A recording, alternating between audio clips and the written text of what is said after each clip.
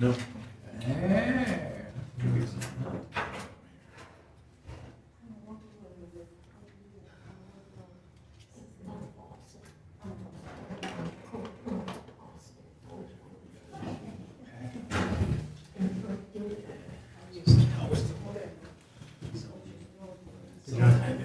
I like the Google Maps.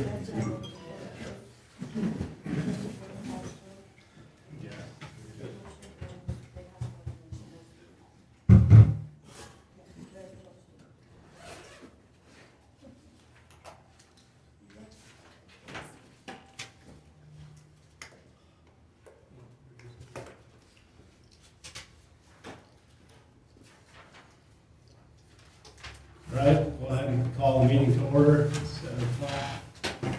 Please rise and pledge allegiance.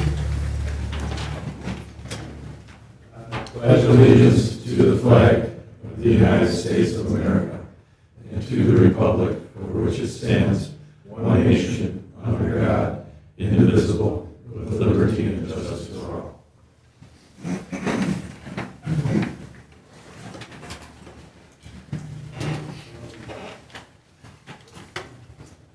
Move to call to the public, and just to note, there will be a public hearing this evening at 7:30, and we will receive public comments regarding the request for rezoning of the parcel. Just so everyone's aware, we will take public comment during that public hearing on that item. But if anyone would like to right now for public comment regarding any item, if you could come up and try to keep it to 3 minutes, we have a pretty full agenda. Scott Dietrich, White Lake Road. Okay, number one, this gauge your zoning amendment. Per all of our surveys and stuff, I'd like to see you guys stick with the master plan and our, what the people want. We don't want these lots broken down too small. You know, we want to give them whatever the 1 or 2 acre, whatever the people want. I think breaking these down, we've already addressed this with Urban Lake. We need to keep the lot sizes. We don't want all these little lot sizes. All right, the store, we're gonna put that aside. DeRocher, mountains of dirt. I can see them put on the highway down on 20. It's a gravel pit. I mean, this is the main reason we pushed the asphalt plant out. We got gravel coming in, big truckloads, gravel going out. I mean, you can see mountains and mountains back there, gravel. It's not a gravel pit. It was supposed to be a storage site. I mean, and I'm appalled. Last meeting I brought up the fact that ecological problems, they told me I have to as a citizen, have to go to the ecological thing through the state. No. They came here to get their stuff passed so they could do what they're doing. I don't think half the stuff in there was approved anyway, but I'm not sure about everything yet. I'm going to come in and go over it with it some more. I wanted to do it before this meeting, but I was in the hospital. I had surgery right there. To grant them anything right now is ridiculous. The storage pond is still in there. The place is a pig pen. You can see it. I mean, and I'm not just talking about that. It's that auto salvage place across the street too, on the other side of the highway. You go down 23, and it looks nice in Tyrone Township. That's what people want. A nice township. We don't want all this garbage. You go down, you got Truss and Tools, beautiful. The boat dealership's beautiful. The propane place is beautiful. They all fit in, they're nice and clean. And then you got that dump. And then you got the other dump on the other side of the highway. Sorry, I've lived here most of my life. And we were farming. And that's a dump. You know, I go out by there, there's piles of tires out front. They disappeared. They're doing mechanical work in there. And you guys told me I have to. No. I didn't come here to get approval. I didn't come here to get approval to use the property. This board should be telling them, we want this ground to be safe. And I told Bill knows, he heard me in the last meeting. He's doing mechanic work down there, and he's got to do everything the state wants him to do to handle oil, tires, anything he's doing over there. And as a township, we should hold their feet to the fire and make sure they do. The citizens shouldn't have to do that. I was told last week I got to contact. No. We already know what's going on over there. The people have been here complaining about noise all hours of the night. I don't live over there, but I go by there. My dad lives on the other side. But you know what? It's ridiculous. It looks terrible when you go by there. In this township, and like I said, you go down through Tyrone, it's beautiful. And if we're going to keep developing it, we want it to look like Trusted Tool, the boat dealership, and the propane place, nice and clean, not a dump. I mean, I can see piles of stuff in there. And it's not that, it's the traffic of those big trucks coming in and out, tearing up our roads. That's why we're really down on the asphalt plant with that. So this is something we gotta look at, and I know they haven't conformed, because the stuff I brought up, they're still there. And I can't see going any further with anything there. And the neighbors in the last meeting I think we had, they were still complaining about the noise at all hours of the night. Thank you, Scott.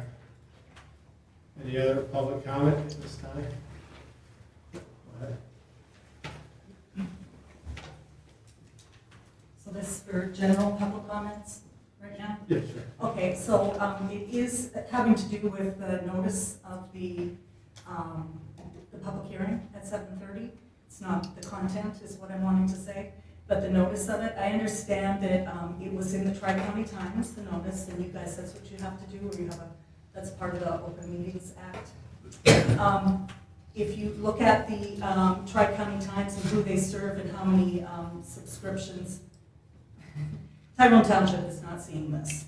I understand that by law that you have to publicly announce it, so I get that. But honestly, you're really only doing the minimum.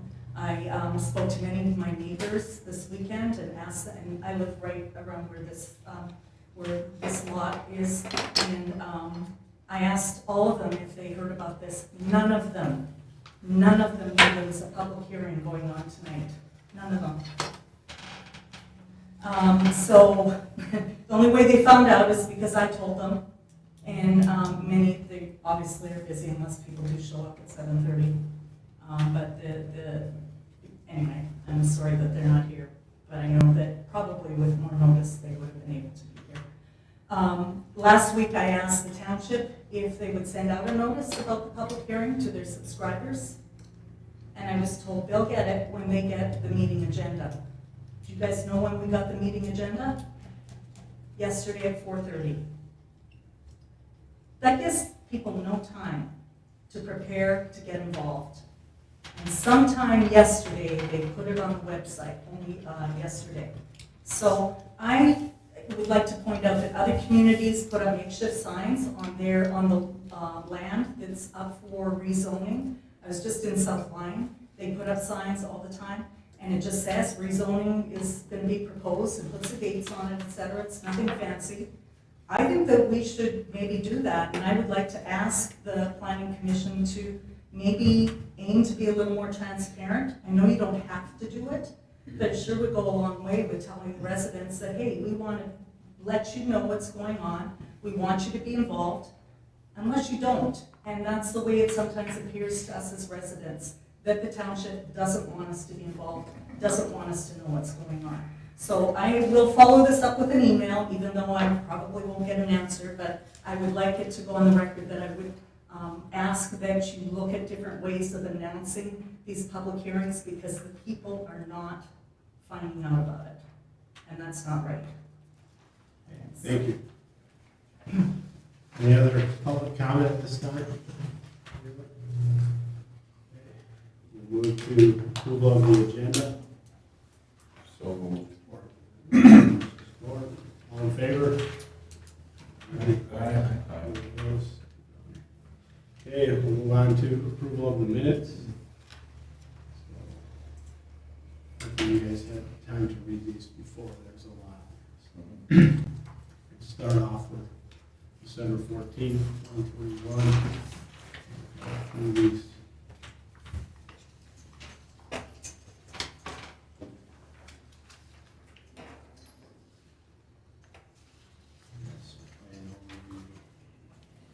Ross, was there anything in here that you needed clarification or confirmation on? No, I think they all should be. Okay. Yeah. Just, you notice any errors or any? No, I did that at home, I didn't see any.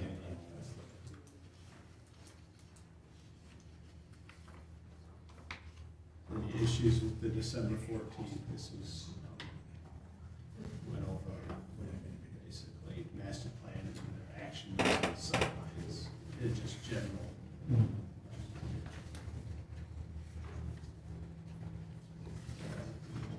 Issues, I'll entertain a motion to approve as submitted. So moved.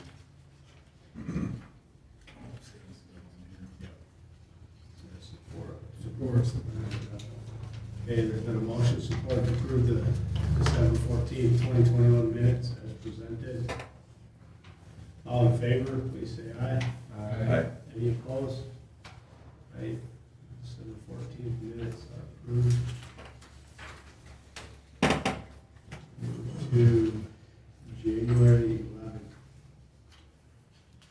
2022 minutes.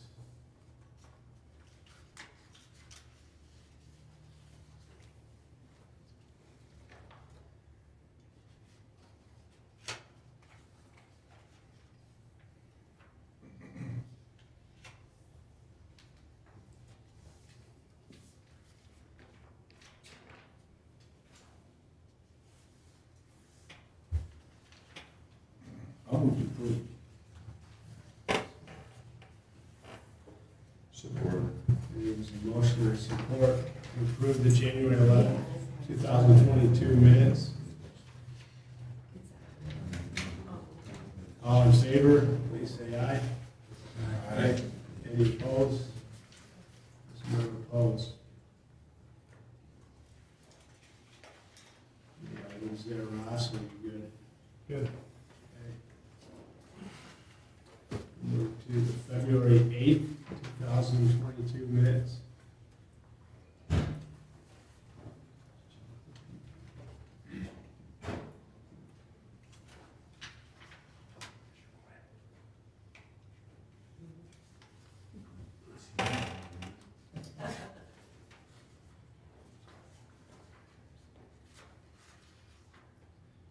The majority was county application.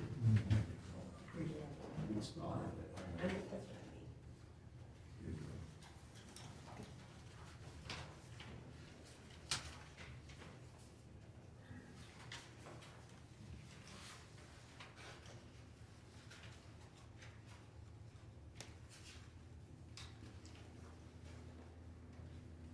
Going kind of fast, but you guys please speak up.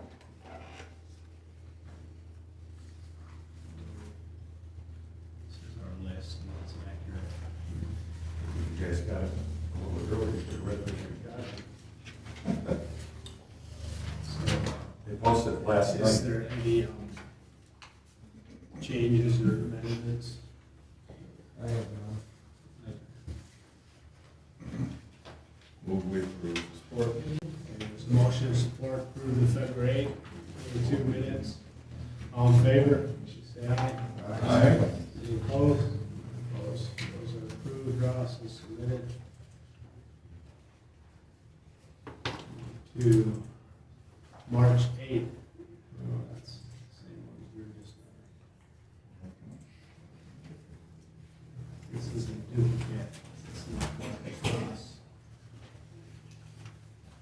Is the only item here. I think that, This needs to be. just the title, it's already been changed, not corrected, I guess, I just didn't Yeah. update the one. Okay. That's been- Yeah, I got it here, Murphy. Yeah.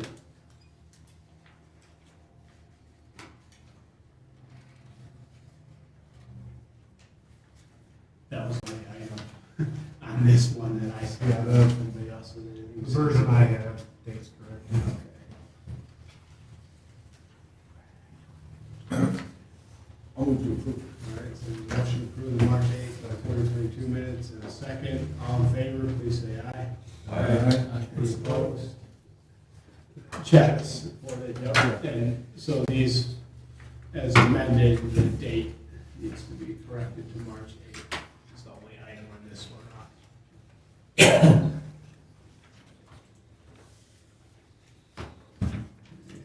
April 12th, 2022.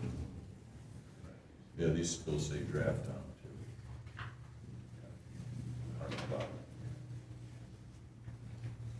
Are they supposed to? There is a correction on line 202.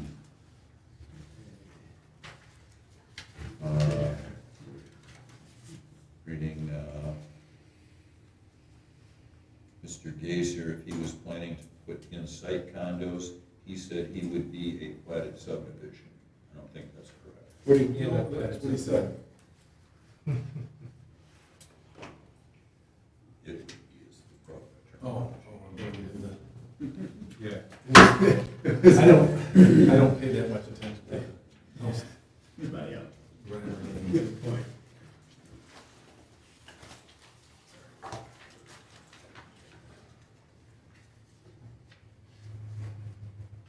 Who we approve is corrected. And motion to approve the April 12th, 2024 Support. minutes and support as corrected.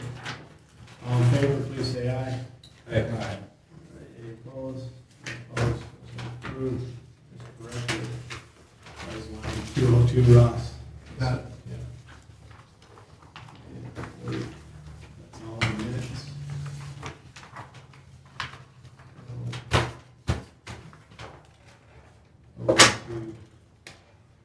Old business, item number 1, which is the Gator zoning map amendment, which is also the topic of the public comment. So I don't know if we...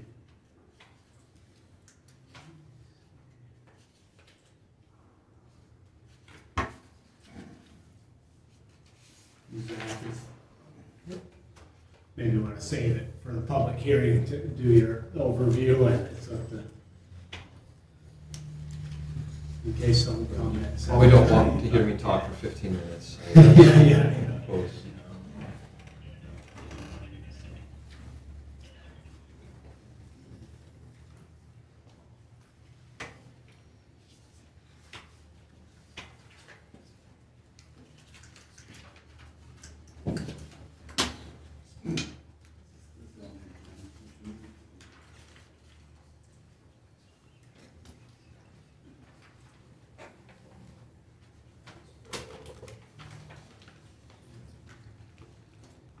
The, for the purposes of the planning commission, to give from a process standpoint where we're at on the area. You may cover it again in the public. Yeah. but just Well, the process, we're yeah. good.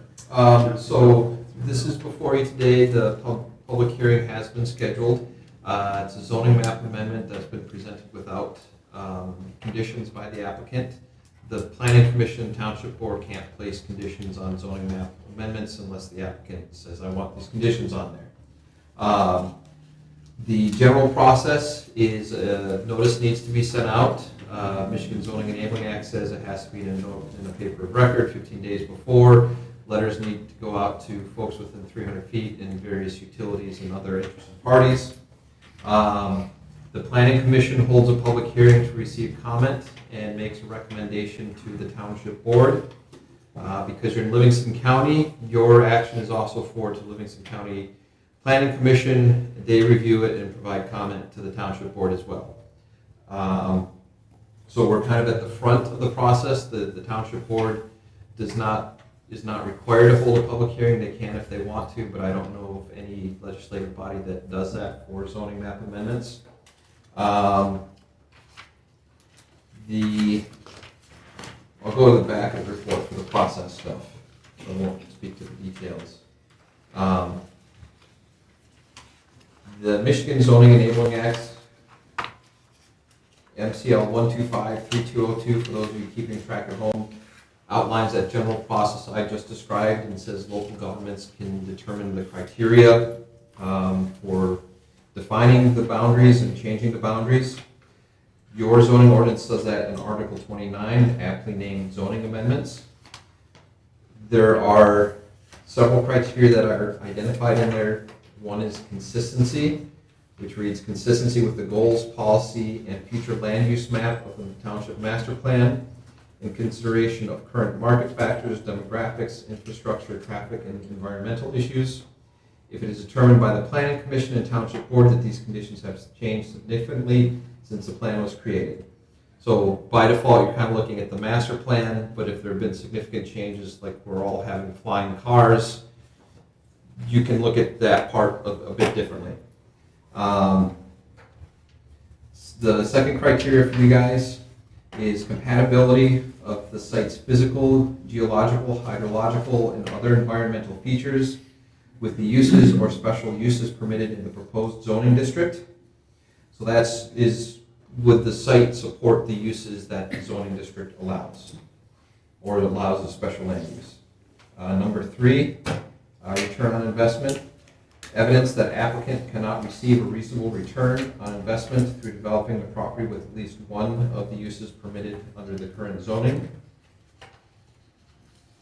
Next, surrounding uses.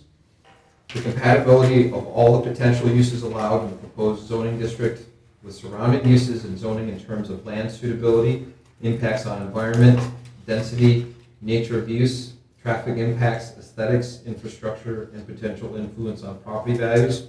This is kind of, would all the potential uses be compatible with the surrounding area? To do the quick version there. Infrastructure impacts, the potential impact of the rezoning on the ability of the township's public services and infrastructure to support any of the uses allowed under the new zoning designation without compromising the health, safety, and welfare of the community. Next is demand. The apparent demand for the types of uses permitted in the requested zoning district in the Tyrone Township area in relation to the amount of land currently zoned and available to accommodate the demand. So that might, well, I won't touch that till after public hearing, or at public hearing. Suitability. The uses allowed under the zoning would be equally or better suited to the area than the uses allowed under the current zoning of the land. Next, previous submission. The request has not previously been submitted within the past 1 year unless conditions have changed or new information has been provided. And then 9, I call it wild card, but here it's identified as other factors. Other factors deemed appropriate by the Planning Commission and Township Board. So this is a little bit different though than site plan review or variance review, where the body needs to find that all of the things are true in order to approve. These are kind of guide points.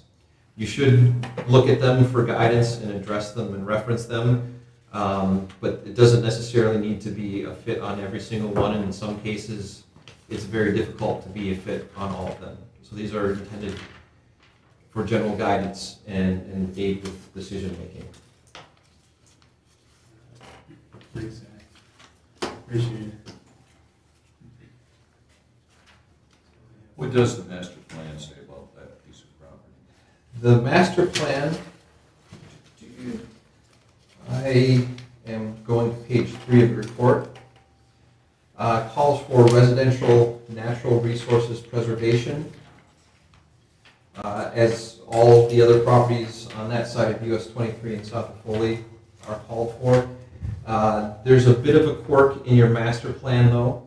So the description for the residential natural resources preservation area is minimum lot size of 3 acres, which is consistent with the current FR zoning. However, the zoning ordinance also has a table that says corresponding zoning districts with these areas. And it corresponds the proposed RE district as consistent or compatible or the equivalent of that, even though it has a minimum lot size of 1.75 acres, which is less than the 3. So the master plan is kind of telling you 2 different things at the same time in this case. The master plan, sorry.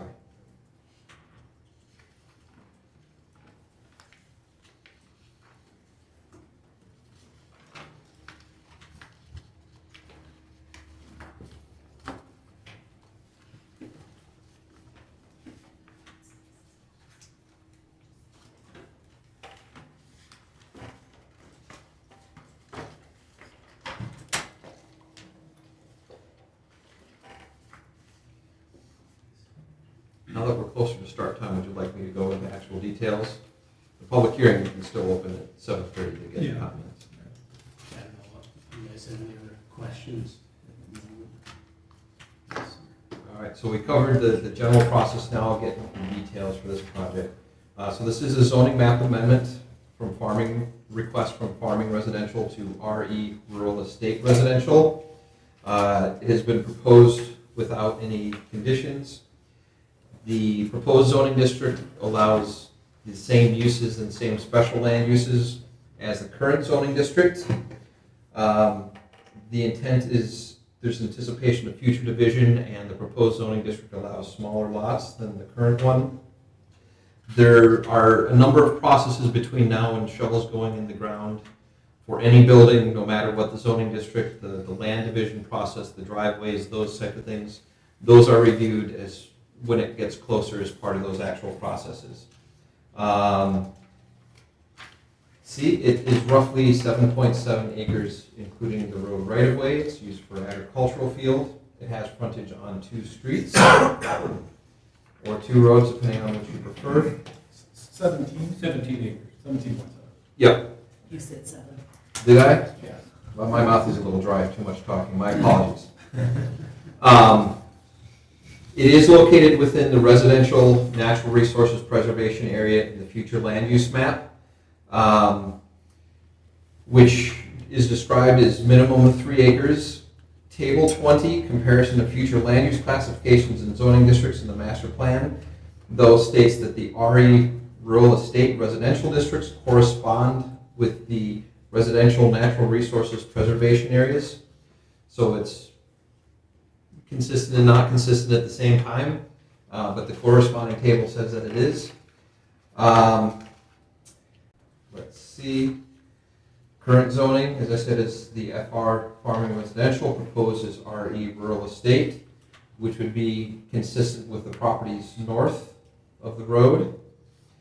On page 5, as I mentioned, there's no difference between the current or proposed permitted uses or special land uses.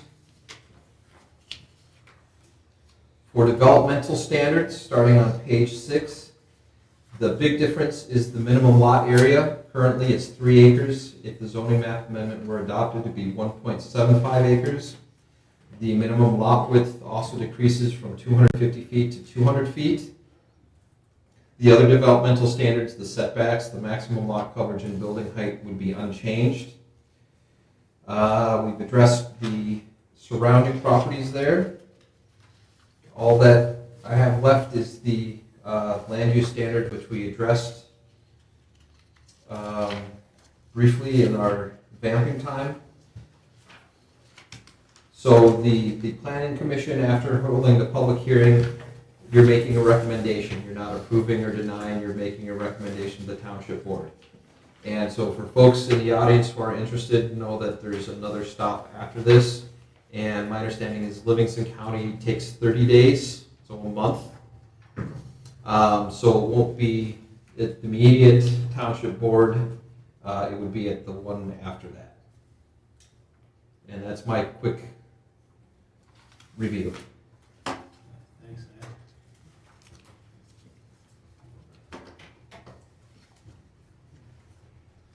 Honestly, unless you guys have questions on it, we'll wait till 7:30 to open the public hearing in case there's others that show up at 7:30. A few minutes here. Questions?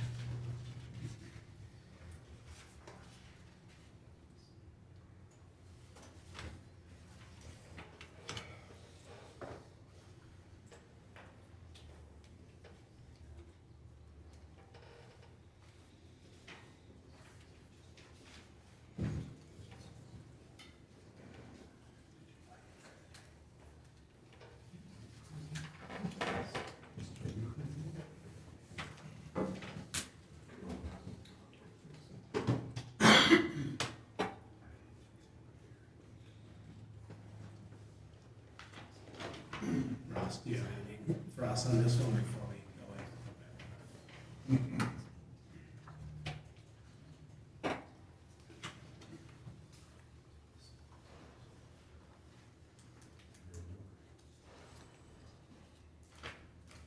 So Kurt, I think you would need to move to go into the public hearing, is that correct? Do we have to, or is it? Yeah, we have to move to go into a public hearing. To suspend?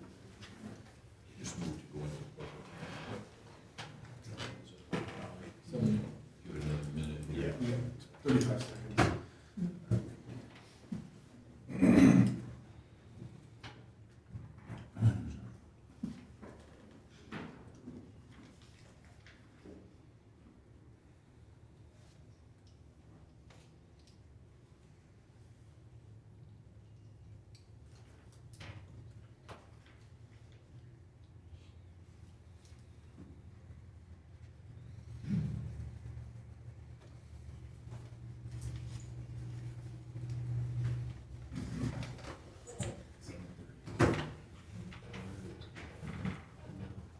Entertain a motion. Go to the public hearing. So moved. Support. All in favor? Aye. Any opposed? Okay, we'll begin the public hearing. We'll begin by reading the public notice. Notice is hereby given the Tyrone Township Planning Commission will hold a public hearing on Tuesday, May 10th, 2022, beginning at 7:30 p.m. at Tyrone Township Hall, 8420 Running Lake Road, Michigan. The purpose for the public hearing is to receive public comments regarding the following proposed zoning map amendment. Regarding a request by Kevin Gager for a proposed rezoning of parcel number 470416100019, currently zoned FR, farming residential, to RE, rural estates. Parcel is located at the southeast corner of Onion Lake and Foley Roads, regulated by zoning ordinance number 36, Article 23. Site plan review and impact assessment in Article 29 zoning amendments. So we'll move to the review of the application, and Zach just did that, and for the most part, cover that. This is just more background on it for the commissioners. Is there anything you want to go back over, Zach, that we didn't cover? Or No, just we highlight? touched it between last meeting and tonight. If there are any specific questions, I'm happy to answer. Yeah. Just,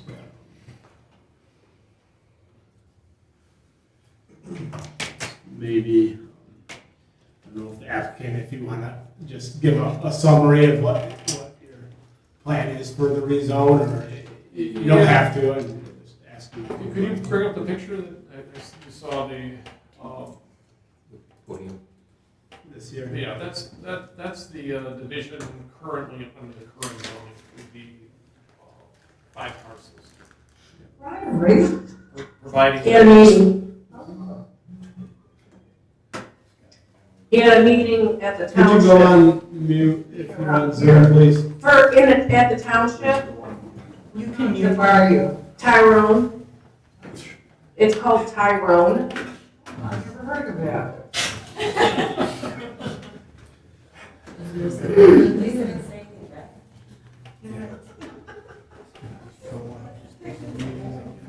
Thank you, Ross. Yes. So this is the picture, right? Yeah, if you could, that would help. Kevin Gager, 10377 Center Road, Tyrone Township. As I started to indicate, the first picture that you saw was the division that I would be proposing if the rezoning was not approved. 5 lots, 3 on Running Lake Road, 2 on Foley Lake Road. With the current rezoning, I would be requesting to do the layout as shown there, 7-lot subdivision on the corner there, 4 on Running Lake and 3 on Foley Road. You know, while, yes, the zoning is as you can see there, these lots will be averaging 2.53 acres instead of the 3-acre minimum. So it's not like I'm going down to 1.75 or anything. The real thing here is trying to, yes, get seven lots out of it. The electricity, there's no utilities there. That's going to be quite expensive getting consumers the electric and utilities to all those lots. And just trying to do something nice where you can offer a product that's a little lower in price maybe than having the 5 lots. I mean, you do the math. The lot cost is usually typically 25% of the cost of the house. And you can get that down a little bit. makes it a little bit more affordable. I am a builder, developer. I've built probably 300 homes in my career. Currently I'm a resident here, right around the corner. I'm gonna do something nice there. It's not gonna be modular or anything like that. I mean, very, very nice, I wouldn't say custom home, but very, very nice housing. Like I said, I'm a resident too. It's not like I'm from the outside looking to come in here and wreak havoc and not at all. I am kind of semi-retired and this is kind of something that I want to do in my semi-retirement. Just do a project that's close to home and something that I can watch over carefully. Yeah. That's my intention, like I said, I'm trying to be transparent. It's not that I want this rezoning to come back with some crazy site plan or something like that. Just mute all. I don't know how to do that. Hey, Ross, I have a question for you. Yeah. As I look at this, as Kevin has explained it doesn't look like, because the lot width is set at 200 feet, that there's any way you can get more than 7 on this. Is that correct? Yeah. I mean, there's no way to lay it Because out. of the dimensional standards, yeah. Right, so that is the max density of lots. That is, because I did have my engineer, I'm sorry. No, I mean. I did have an engineer to go over it and it meets all the requirements. Before I even started the process, I don't want to give you something and say, here's what I'm proposing, and it's not even feasible, it doesn't meet any of the criteria. But to your question, no, that's it. It's not like they come back and say, oh, here's 8 or here's 9 or something. Right, it looked to me like that's it. it's gonna be what it is. It is. And you're not intending on coming in and asking for any width variances in the No, future. that's the whole point of this exercise. Rich, can you bring that other one, the Yep. back up again? Let me ask you a question in regards to your setbacks there. If I look at this is your building envelope, correct? Correct, that is correct. What are your setbacks from Foley Road and from Runyon Lake for these lots? I believe those are shown at 150 feet. Okay. That's what I was trying to figure out. 100 is required in RE, 150 is required in FR. Right. I mean, the thing about those two, you've got the depth, you might as well utilize it, that 50 extra feet or whatever that you could get close to the road is, you've got, nice deep lots to take advantage of. And plus, especially on Runyon Lake, you want to be farther off the road, maybe not so much on, even in Foley, you want to be farther off the road, you don't want to be right on the road. From a saleability standpoint. So even though the proposed under RE is 100, Right. you're still gonna have a setback as though it were FR. I would believe so. That would be the intention, unless there's some reason that on one of the lots that I could or something. I mean, if that's something you wanted to make a condition, I wouldn't have a problem with that because, like I said, it's from a saleability standpoint, it makes more sense than trying to just 50 more feet of electricity in a driveway. Yeah. Yeah, thank you, appreciate it. And then, We can put conditions on. yeah, just a reminder that for us, it's just a zoning amendment request, and that's all at this time. It's, it is good to see this, and we appreciate you giving us a summary, it's helpful. Yeah, that's what setback is. Any other?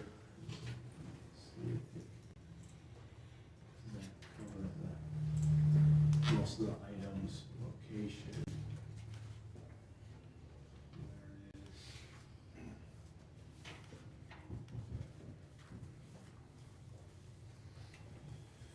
There it is. This is a good picture of what's being requested here. This one is a picture of the lines. Let's see.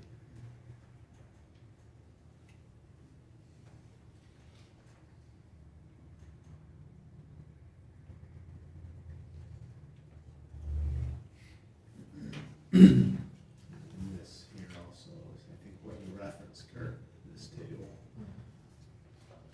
Setbacks. Setbacks were different. I know Zach mentioned that the setbacks weren't going to change, but I mean, according to the two current zonings, it would change. Yeah, it wouldn't significantly change. It wouldn't significantly change. but, I mean, it would change. Another thing, though, about farm and residential is, I mean, part of it is to preserve the land as it is, correct? I mean, by approving this, you're allowing 40% more habitat on that. It's not just 2, it's 40% more. That's 40% more sewage, water runoff, the whole nine yards.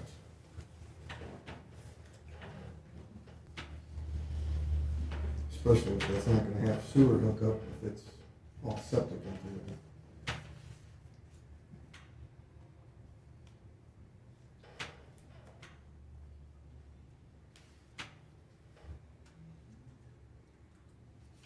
Any other items from the commission before Yeah, we public hearing? do the public. I just want to make sure. Public comment, Yeah, yeah. we did it.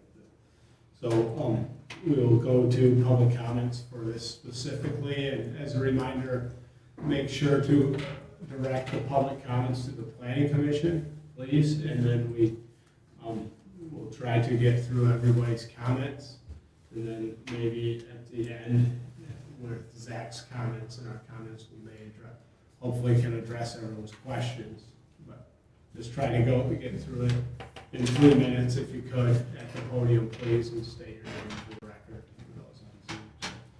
All right, we'll go to public comments regarding this application. Go ahead. Jeanette Warpetta, Fuller Drive, sorry I didn't say my name last time. I feel like before we go to public comment, there's been no mention yet about how Article 8, open space preservation, works into this, which is also mentioned in the master plan. So would it be possible for Zach to tell us how, and especially as he described his first possible 7 houses or whatever, where's the open spaces that coincide with those lots? Could we have that part of the discussion before we go into, because I have questions about that. Open space regarding the zoning amendment? The Article 8, open space preservation, it's in your ordinance. Yeah. What does it have to do with the zoning amendment? Go ahead, Ross. That's a development method. Okay, but it says in the master plan that it has to be, OSP is something, if someone wanted to come in with reduced lot sizes, then they're required to provide a certain amount of open space. so wouldn't that be reducing lot sizes if it This is a goes- rezoning process. This is a totally different process. So, okay, so, all right. Exactly. Can I restart? Yeah, go ahead. Okay, so my understanding, and I don't know much about these ordinances, but what I've been told, and somebody who studies them quite extensively, that this is actually something that has to be considered. My bad if it isn't, but I was under the impression that you had to have open space for so many lots for both the, both of those different zoning, the current one, and you guys are saying, no, we don't have to. No? Is that what you're saying? I'll address that after the public hearing. Okay, but I'm gonna have questions about it for the, okay, all right, I agree.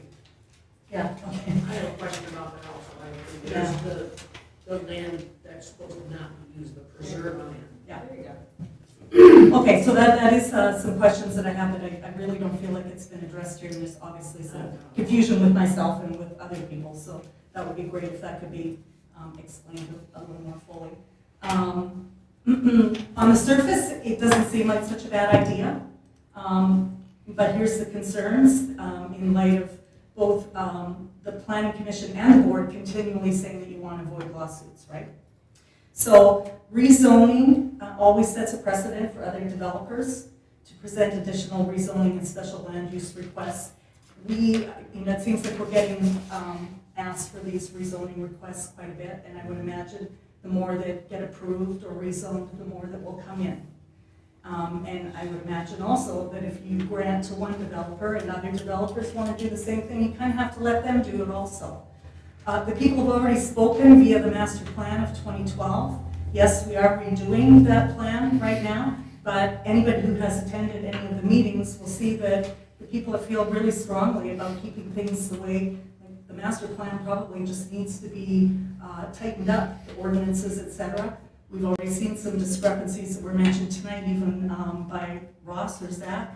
And again, that's why people want to get involved in the master plan, but we're not allowed to be on any of the committees or anything. So You will see in the master plan that we're concerned about preserving the rural character, and we've designated this particular land not for what is being proposed. That's the bottom line. That's not what we wanted it to be in the master plan.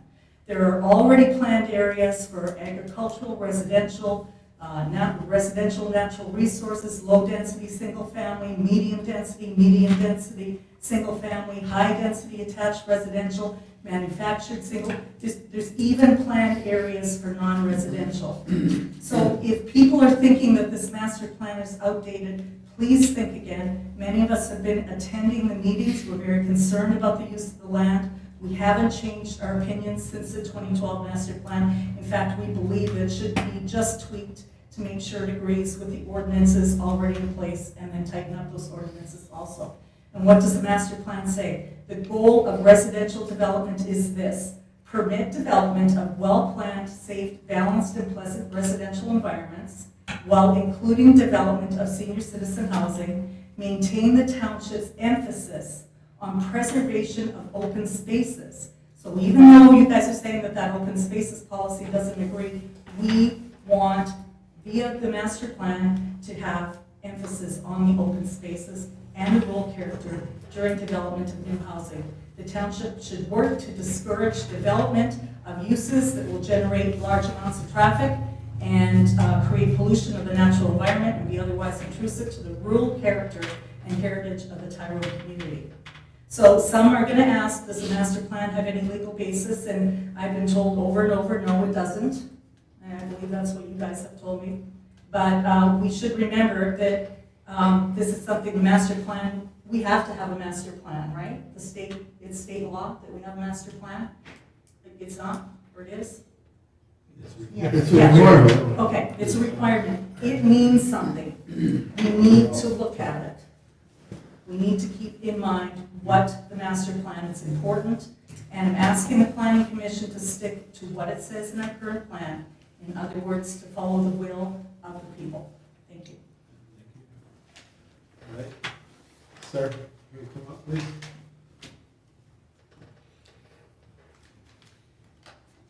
My name is Keith Katowski. I own the land directly south of that rectangle box. I apologize, it's a little bit hard for me to see right now due to medical issues, but I will try to do as best as I can. Again, I'm the property owner just directly south of this, and I did not know about this until getting the one little letter saying, hey, there's going to be a meeting today. I did not know that this had been in some other meeting before this. Yes, I should have been in every one of these planning meetings prior to this, but this is my first meeting. These are my thoughts that I've come up with.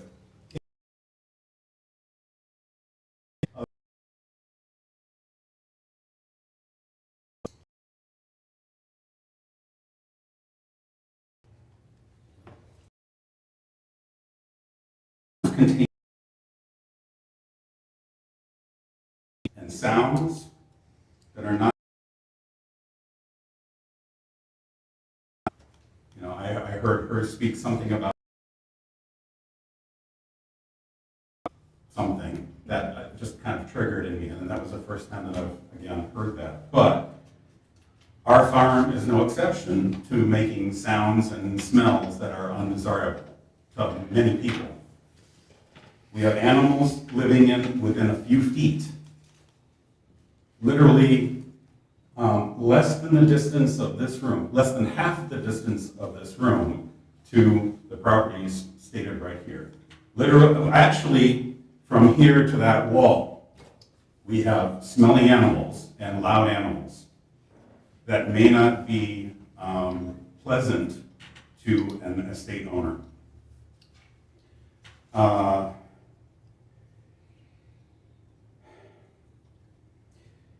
Farms have animals that may, from time to time, end up off of their property.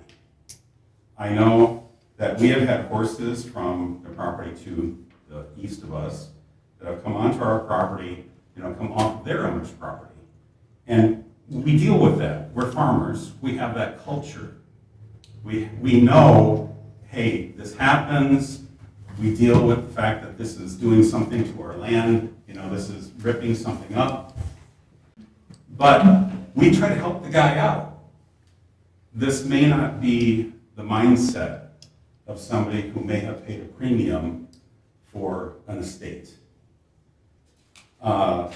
Just one person of all of the property owners that may be there who isn't informed about farms, doesn't know about them, may create quite an issue.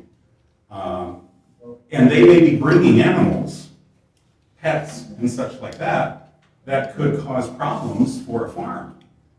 Not intentionally, but their pets also may come onto my property, potentially killing my animals. It wasn't their intent, but this can cause friction.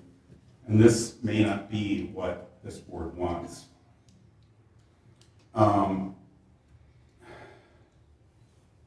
I don't want tension with a neighbor like this. I know that the petitioner doesn't request for my property to be changed in the zoning, but a new estate owner that lives a few feet from me may not understand that I'm a farm and they are not a farm, and that there's some invisible line there that used to be a road. The road used to be the point at which, you know, there was something that was much wider that would keep between RE and FR. Our well is a very deep well. We are right now rebuilding because we lost our home to a fire October, not last year, but the year before. And we literally just broke ground today again to try to build. But we had the well reconditioned and found out that the well is over 100 feet deep. It's a very deep well.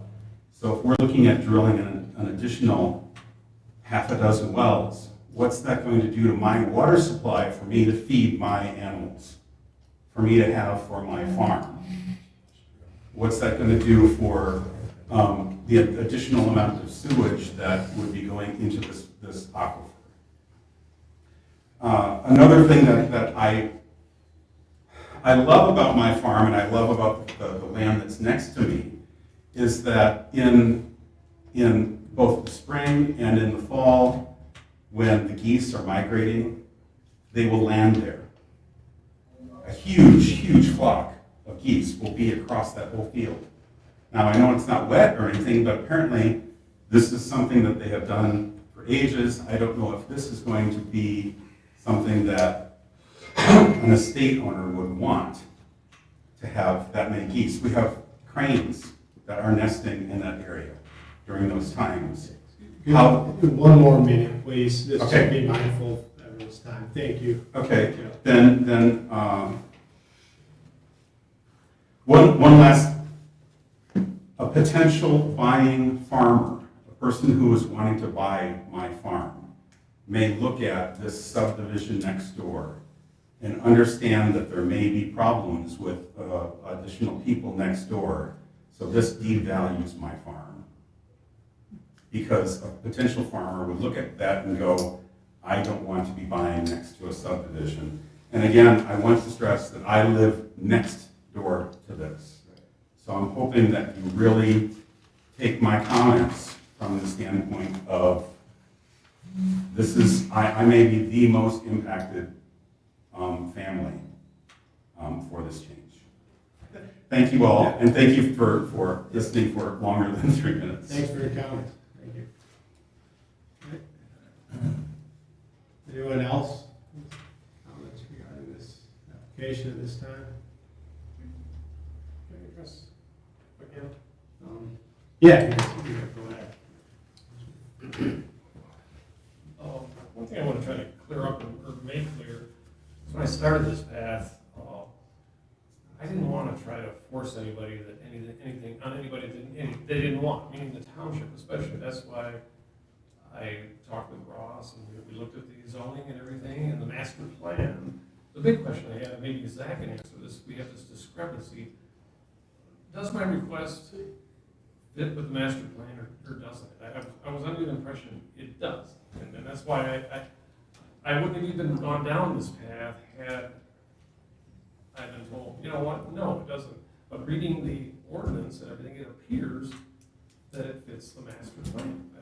But you're saying on one hand it does, on one hand it doesn't. It's like, can you give us some clarity on that? It's like, that's kind of the crux of the matter here, I think. Yeah. Does it fit or doesn't it fit? Yeah. 'Cause Well, I'm not trying to push anything. Yeah. So what we'll do is, once everyone's had public comment, we'll close it, and Zach and us will provide we'll go over you and try to address these questions you have and the others have also. Just like I said, I'm not trying to hold anything here, I'm not trying to backdoor anything or do something that's, I saw that the master plan apparently would support this, and that's the only reason I brought it forward. Thank you. Anyone online, public comment at this time regarding the public hearing? I see none. Okay, I got a question real quick. go ahead. Just a comment. I think the biggest question, seems like an all right guy and stuff. He wants to do what's right. The problem is rezoning. And that's the big issue, what we see as residents. Some of the issues are, and it's happened in the past, where someone will come in and we're not taking any consideration of the neighbors or anybody in the community. Well, we can get this done without having a public hearing. They've already made a comment to you that we can get it done, and this happened in the past with other people. And pretty much give them a, well, I'm just saying, no, I've seen how they talk up here. Sometimes they give the impression that they're gonna do everything they can to get it through. It sounds to us that way. I was never getting. No, I'm not talking about you. I'm not talking about you. I'm talking about the board. Sometimes they'll make a comment, and to us, it just seems like, well, they're gonna go the extra mile without consideration of the public. That's what I directed. Well, he brought it, that's what I was saying. That's why we're saying the comments, the comments come up That's here, fine. not to each other. That's fine. Okay? We're going to say, okay, we're cool. I made a compliment to the board. I Okay. think I like him. He seemed like a pretty nice dude. Anyways, but in the past, we've seen comments come from behind the podium, where someone's come out and say, well, we can get it done. Or maybe it's just some bad. You don't want to do that. You just say, well, we're going to look at it. That's what you got to do. And not so tired of hearing every damn meeting is we got a conflict with our darn master plan. Man, I was sad here through this whole master plan. We can find a conflict with anything. I don't care how many times you beat that horse, I can still get a flea out of it. Okay? But I'm tired of hearing it. If you want to go for loopholes and we just throw everything out, tell everybody to go home, you're screwed, we're going to do whatever the hell we want. Because that's basically what I'm hearing. Is every damn issue that comes up, well, our hands are tied because we can look at it. Well, yeah, so let's just say we have no laws, we have no rules. We're just going to just throw it all away because we can find a loophole in it. I'm tired of hearing it. What about just a plain ass rule that says this is this, that is that? I'm tired of loopholes in this damn country. That's why everybody's fighting. There's no such thing as a direction we all go in, and that's the direction. Well, I can go this way, I can go that way, and I'm tired of it. And we're all guilty of it. Thanks, Scott. Any other public comment? Hello, Well, my name is Janice Dobbs, I live on Fuller Drive, just off of Foley. I have a question.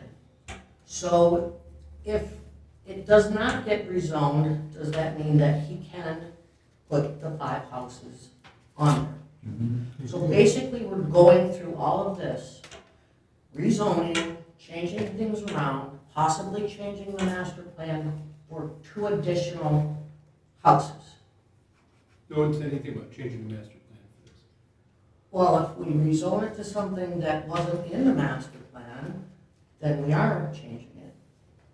But that wasn't my question. My question was, we're doing all of this for an additional 2 houses, is that correct?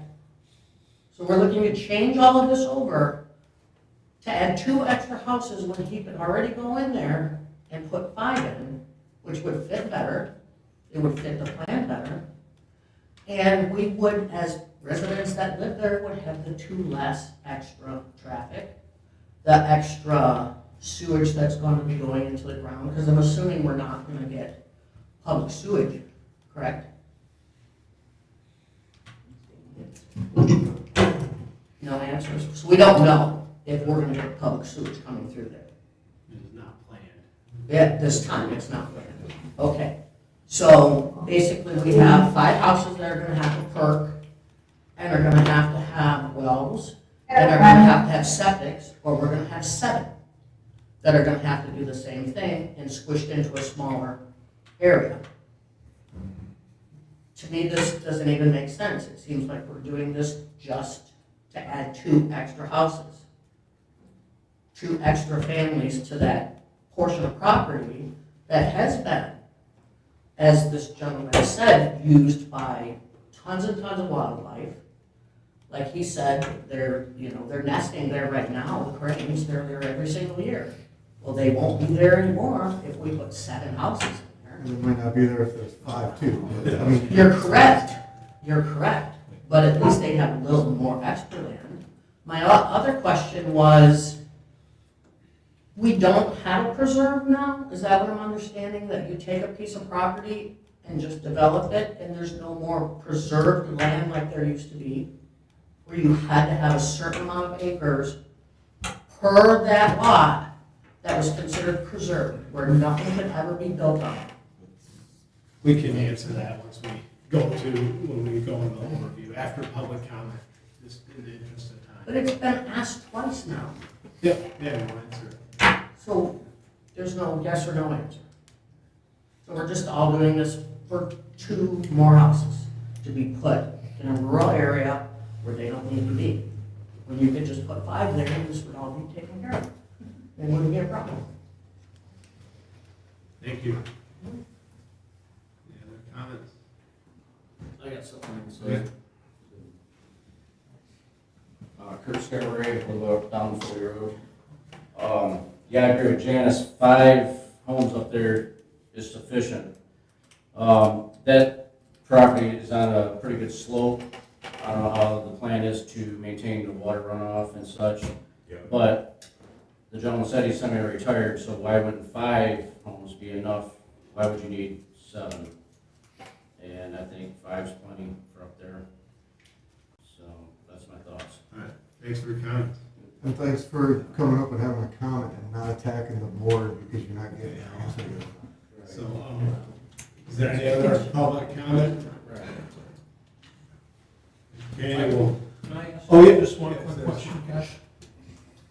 Steve Bissell, Indian Beach Trail. There's been the mention of reasonably priced homes being built, which is I think good, awesome, but I guess everybody has a different opinion of what reasonably priced is, especially nowadays.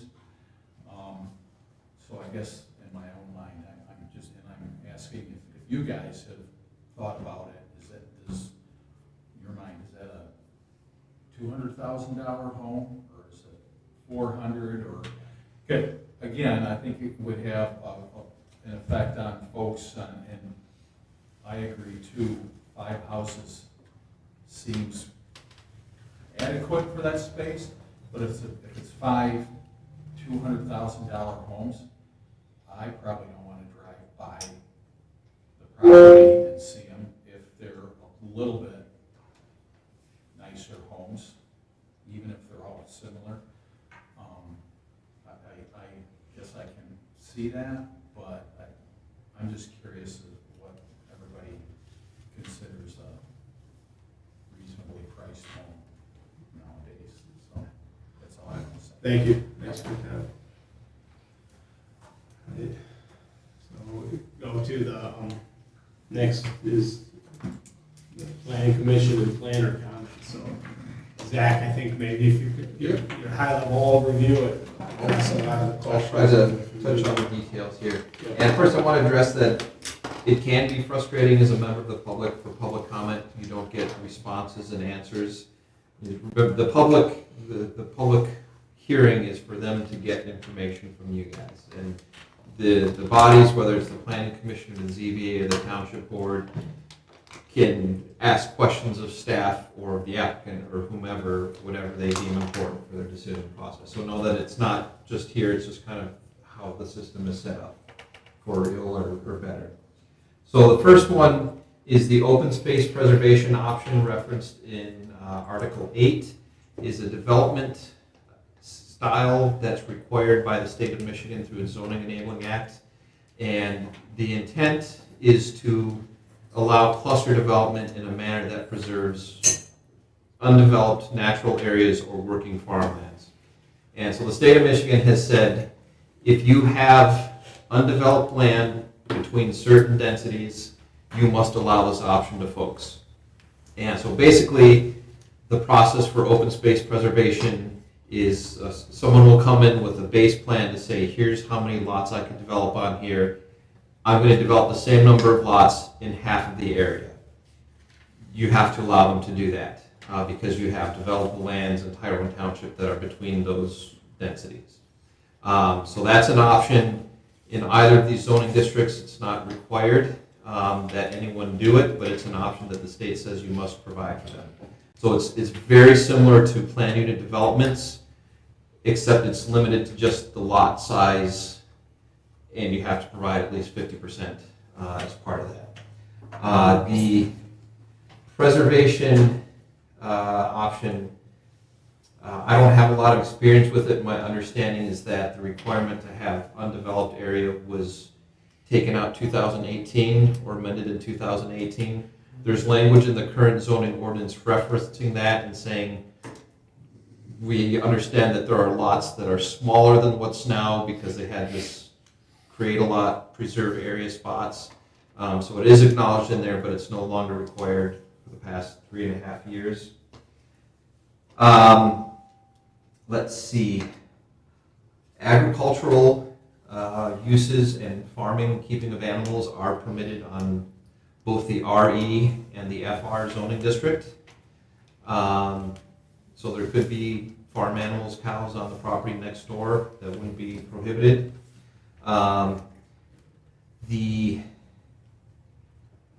Because conditions can't be placed on zoning map amendments, the applicant is under no obligation to divide it as it's been shown here.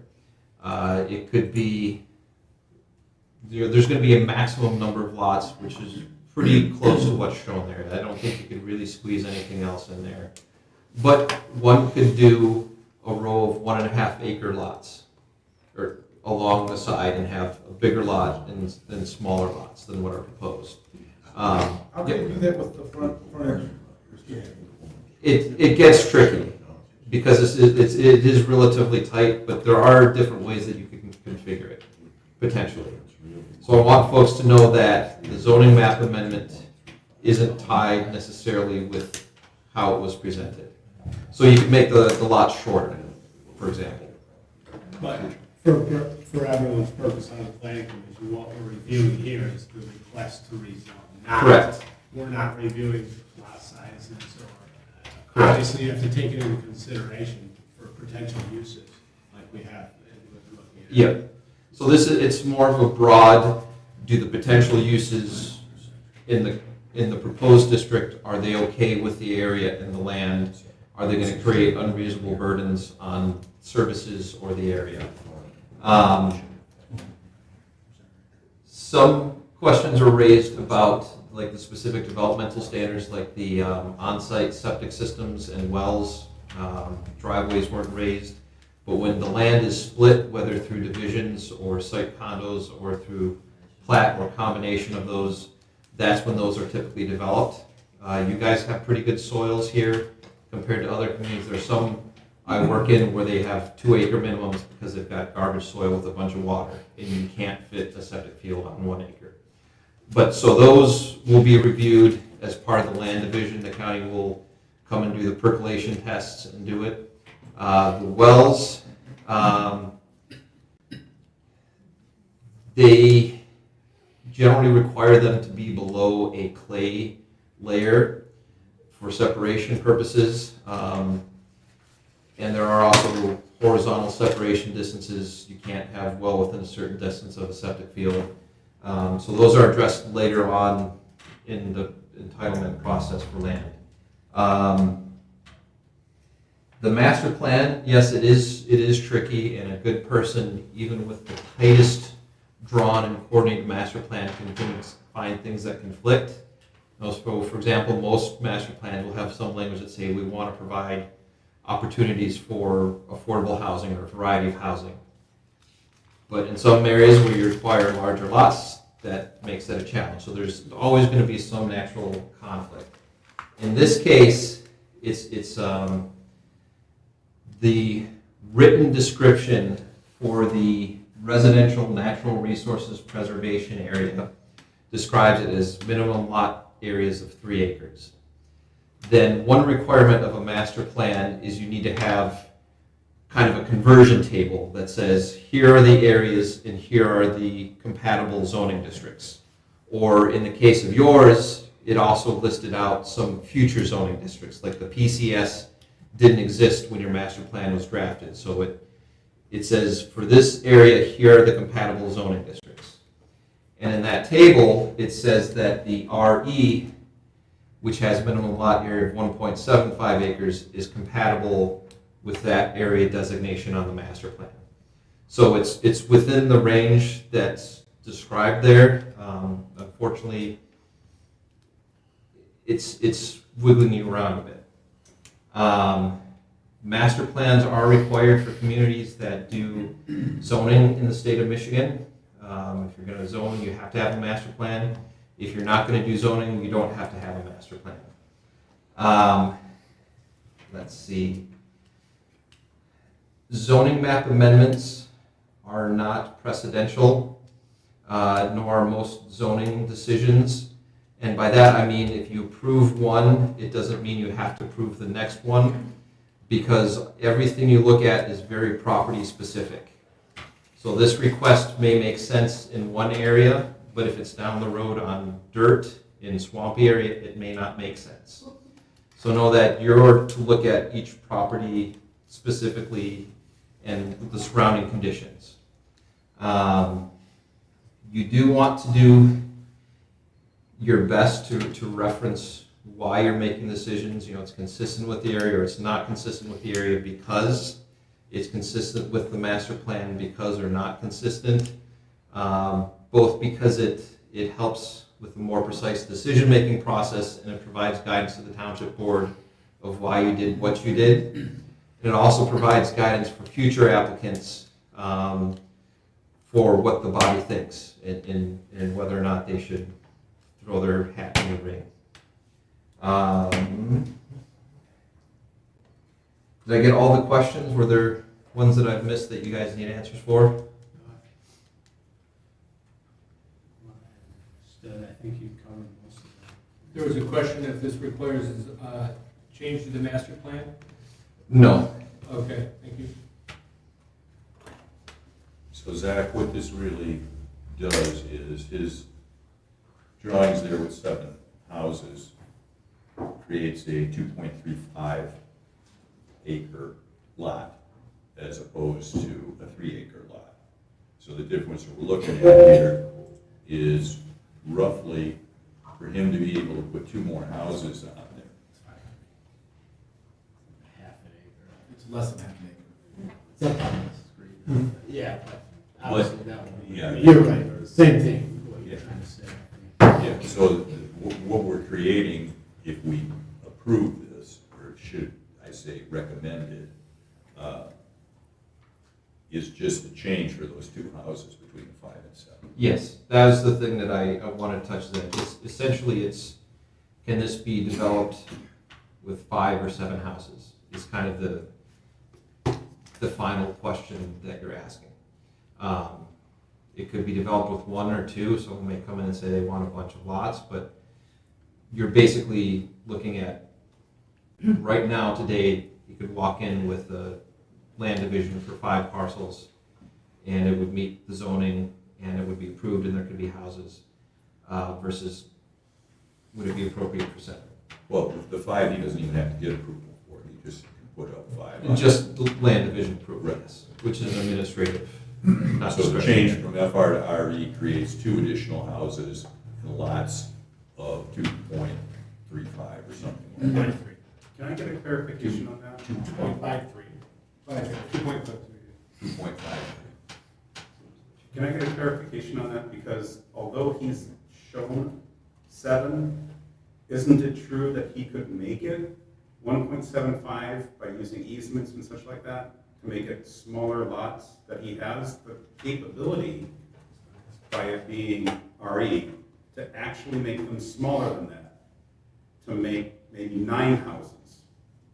Because 17.7 acres at 1.75, maybe adding a road or something like that going into an actual subdivision could make this, is that true or not? I just wanted a clarification on that. So I believe it could be. I mean, if there's a private drive, There aren't that many splits available. there's not that many splits. No. And one thing I'm checking up How on. many splits are available, Ross? For that size property, I believe it's 5. But if you're doing a subdivision, that's above and beyond the land division requirements. That's a separate process. But he could. He could if he plats everything, he could. But that's what I'm saying. But it still I- needs I- to comply with the minimum dimensional requirements for the zoning district. Correct, but I'm saying there's a way, if this was approved, this zoning change, zoning amendment was approved, there could be a way to lay out something different and maybe come up with more than 7. I mean, it would be tough. I don't, There's a way to do that now, though. Well, Not and now. I do want to point out that if Yes. if roads go in, those don't count towards your lot area. but that would. So any area you chunk out for a road reduces the size that's available for lots. For certain properties, it can be impactful. For this one, it's got a peculiar layout. It'd be difficult to see additional lots put in the back, increasing the number, just because of how the geometry works and taking the area for the roads out.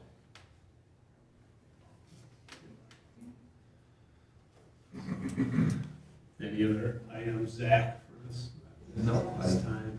You guys have anything else for the public hearing portion of it? This is on our agenda as old business item number 1 also. Sounds like somebody's on the Zoom.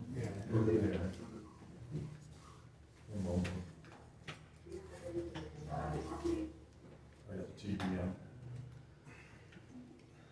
Okay, so Zach is all set, and Ross, anything? Okay, so next is to close the public hearing. Move that we close the public hearing. All in favor? Aye. Okay, so we'll move into old business, item number 1, which is the Gator zoning map amendment.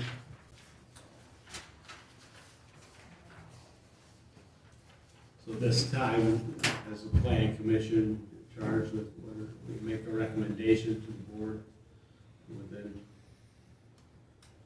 vote on it for approval or denial. Just a reminder, process of where we're at, so. If we have any further questions for the applicant, I know many questions were addressed that we had. You guys have any?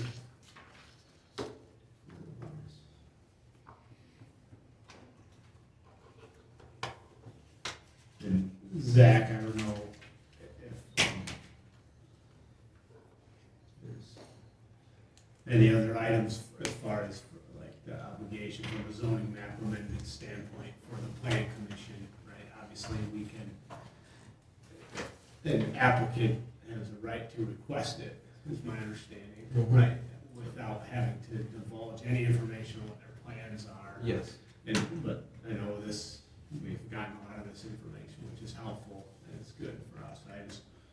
I don't know if you could maybe reiterate how our decision is Yep. supposed to be made regarding the zoning request, rezoning request. Yeah, so applicants as part of rezoning are not required to show how they might split or use the property unless they come in with a conditional zoning map amendment request, in which case they usually show a site plan or have a list of here are things we won't allow or here are other stuff. So the proposed layout is not something that's required. And know that it is possible to split it in different configurations. It is a challenge because there's minimum lot sizes or lot widths that are shown there. There's maximum depth ratios that are throughout the state and in your zoning ordinance. As far as your discussion, I may recommend if folks are not sure what to look at, again, your criteria or guidance criteria are on page 8, 9, and 10. And so that may be a place for you guys to kind of poke at it and see how it fits or doesn't fit. So in addition to recommendation for action, we should report all findings of this. Not all of them. Do we need to basically say, here's why we will make a certain recommendation? It's very beneficial. You don't, because they're not all required criteria, you don't have to say findings for all of them. You can say these 3 are important or these 2 we found compelling, and just add the because.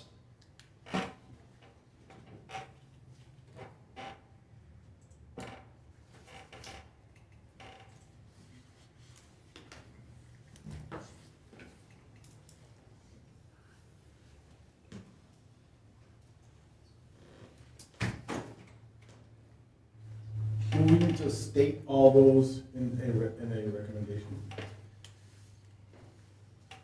Because I don't see anything on your review that would lead me to deny this.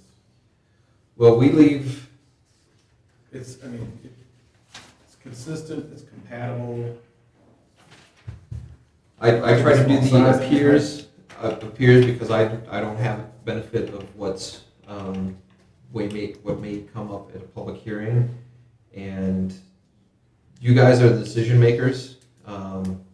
You know the details of the local area far better than I do, even with my studies in fancy pants eye. So this wasn't intended to be a recommendation. It was trying to lay out the information that I had available when I was looking at this.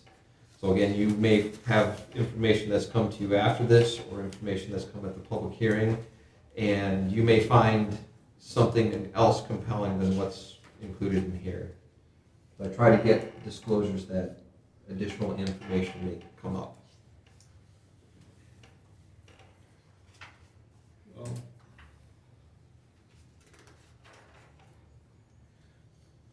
Well, and what I will say, I can give an example of that, whereas I was looking at it during review, it met the criteria. This is, I'm going to pick on Putnam Township. They had a zoning map amendment request for 30 acres or so, from 1 acre minimum to, I believe it was a 10 acre minimum to 1 acre minimum, which is consistent with the future land use description of the lot size. It was on a paved road, it was next to the village of Pinckney, it was next to other areas zoned that. But their quirk in their master plan said a range 1 to 3 acres. And so as their planning commission was looking at it, they said, well, as we're looking at all the properties around it, most of them are much bigger than that. And so we think 1 acre wouldn't be appropriate, we think maybe 3 acres would. 3 acres would be much better than 10. But the request was open to the 1, so even though my general criteria that I looked at in their zoning ordinance was pointing towards yes, as they did the review, they said, we don't think so. So I don't want you to think that my information here is compelling or that you have to follow it. I'm just trying to give you the best what I see from the materials I have.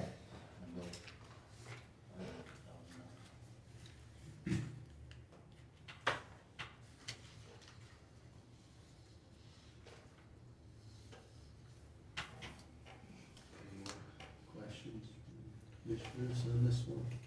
Okay, question for Kevin. What would the difference be in the housing value that you are building if it was 5 houses or 7? That's a good question. Like I kind of indicated, the lot cost basis to develop a lot is what drives the price of the house. And that's to address, this isn't like a money grab or a greed thing. It's more about producing a product that more people can afford. And it might be, I hate to throw a number out there, but it might be the difference between having to charge $400,000 for a house or $350,000 for a house. It's more about affordability than it is anything else.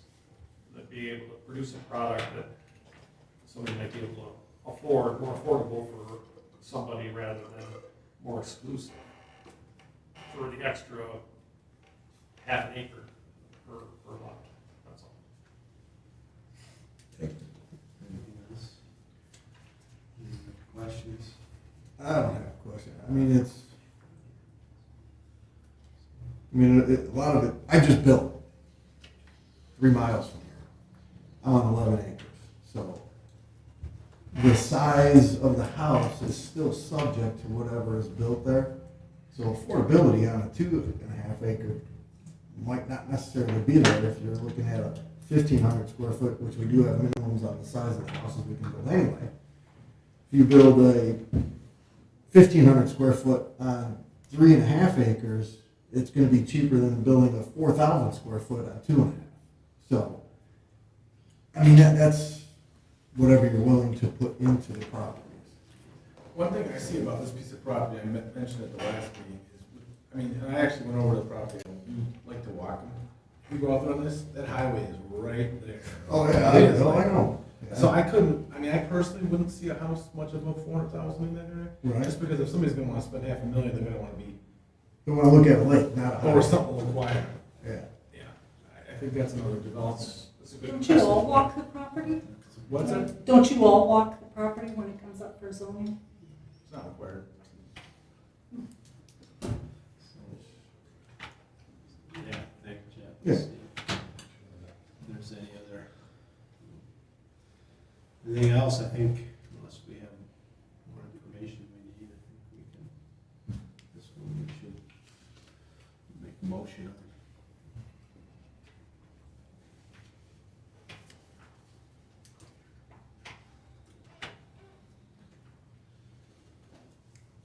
I'm gonna sit this one out because I have property adjacent to it. Thanks for letting us know that. My understanding is Livingston County prefers for zoning map amendments to be a recommendation of approval or recommendation of denial. That's their persnickety format.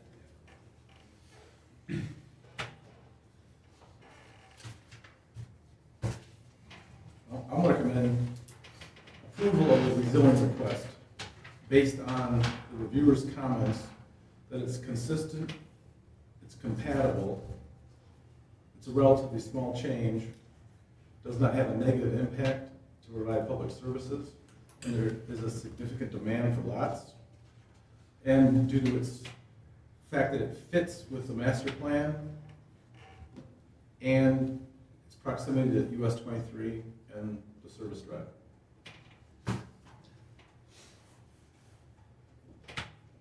Support. Okay, there's a motion and support. Did you get the motion, Ross? I think I got it.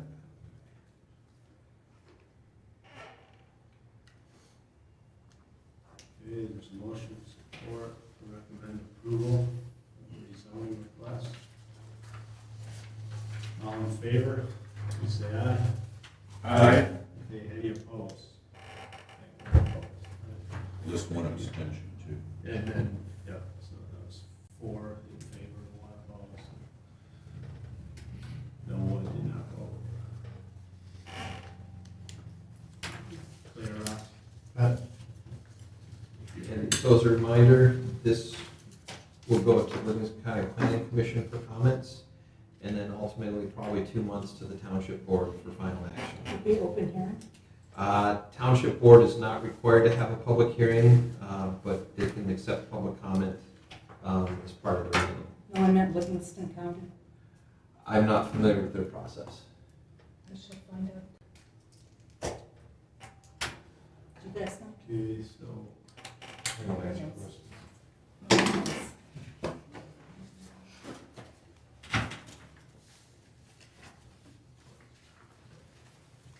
their meetings are, but I'm not sure how their review process works. I don't know how that is. When they review all the townships submittals. It's an open meeting.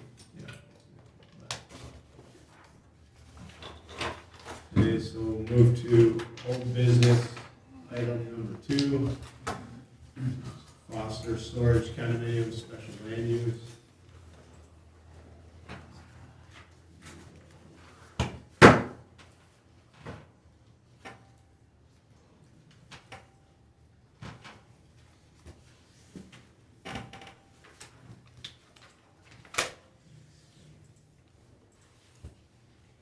Let's start with this one. Let's see. Engineering evaluation of the site plan.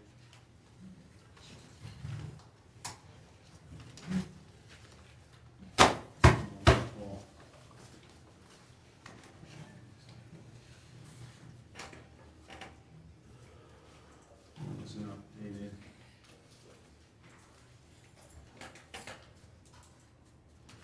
Zach, could you do a review of this? No. Not of the revisions. I do have a couple of quick comments, though. Okay. To that. If you want. Go Now it's ahead. time? Okay. Yeah, we're doing a lot of ones. So I want to confirm this hasn't been set for public hearing yet, correct? Not quite. Okay. So the first thing I'm going to raise is that in the response letter from the applicant's engineer, it mentioned that there are a number of details that will be addressed for final site plan engineering. If they continue to intend to do combined, those details will need to be sorted out for final approval because it's the same as preliminary approval. So again, there's an option. You can do preliminary approval, which is kind of general conceptual stuff. Does it generally fit on the property? Is it a permitted use? Versus final, where all the details are in there. What type of lights are you using? What type of stop signs are you using? All those fine detail stuff. So those would have to be addressed if they do want to do it just as one stop. A couple of things that I noted from the review, I'm just going to touch on the highlights here. In the order that they are in mind here, it does not appear that the revised site plan includes a soil map. It's something that's required, but if it's not important for your review, you can waive it. We do know that there are hydric soils on the southeast portion of the site, and most of the rest of the site is going to be graded, so it may not be that big an issue. The next thing, the bigger thing is if you look on that site plan there's the front yard setback that's shown diagonally across there. My understanding of several sections of your zoning ordinance is that for this zoning district, you're not allowed to have things in the front yard setback, such as parking or fences. So the portion of the structure was removed, but my reading of the zoning ordinance is that aisleway should not be in that required front yard setback. And I can go into details in both the sections.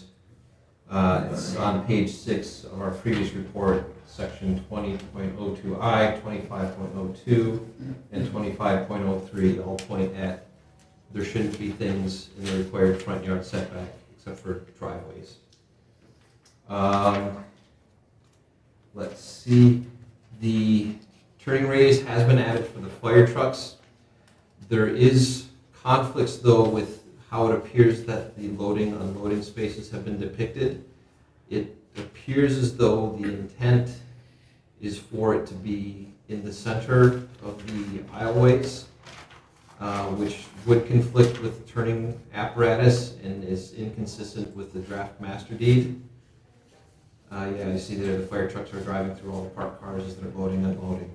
So I'm not sure why they didn't instead just have parking unloading zones 10 or 12 feet right adjacent to the garage doors. So that's something that we would recommend revisions for. The landscaping plan does not have an irrigation system yet. Again, they're going to have to keep the landscaping there in perpetuity, so we highly recommend that be included. It's a lot easier than hauling hose. Let's see. It does not appear that the clear vision zones as described in the zoning ordinance are depicted on the driveway. The ones that look like they're there are from the road commission, which are slightly different than yours, and it may require relocating the monument sign there. Let's see. There is a photometric plan, but there's not any additional information about the lighting, the color temperature, or the fixture spec sheets. And the fixture should be depicted on the architectural drawings, because it's a building condominium. Likewise, the building plans should be incorporated into the site plan, not a separate set of documents, because they're all bundled as one because it's a building condominium. And those are my quick comments on the revised plan. So Zach, you're saying that fence is still in the setback area, correct? Yes, so I can read the sections for you too. There are some zoning districts that allow parking within the front yard. And let me see where that one is. This one does not appear.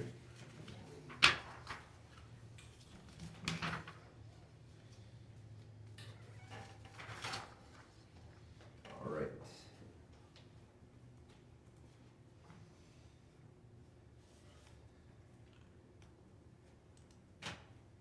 Clever, I would have dog eared this, but I don't know how to do that digitally just yet.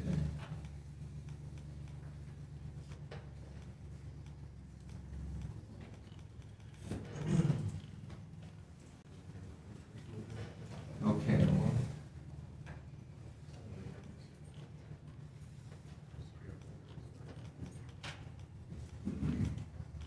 So 20.02,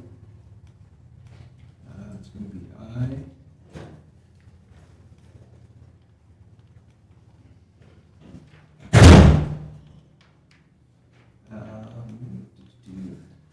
This is in the big footnote section. The front yard setback shall remain as open space, unoccupied and unobstructed from the ground upward except for landscaping and vehicle access drives. The front yard setback area may not be used for off-street parking except in PCS, B1, B2, or ES business districts, where any portion of the front yard may be used for parking. So in those districts, PCS, BI, B2, and ES, you can use it for parking, or in residential districts where you can have a driveway. So for the purposes of this section, the access driveway is defined to include only the paved or surface portion of the driveway through the front yard used to access the side or rear yard and or garage. So my reading of that, this is not in any of those districts. It's in the PCI, not the PCS, so it doesn't get that exception. Let's see, the other next one, 25.02C, for those keeping track at home.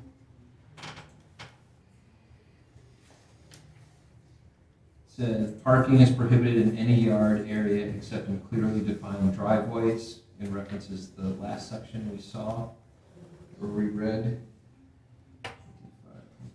25.03, and then 25.03J.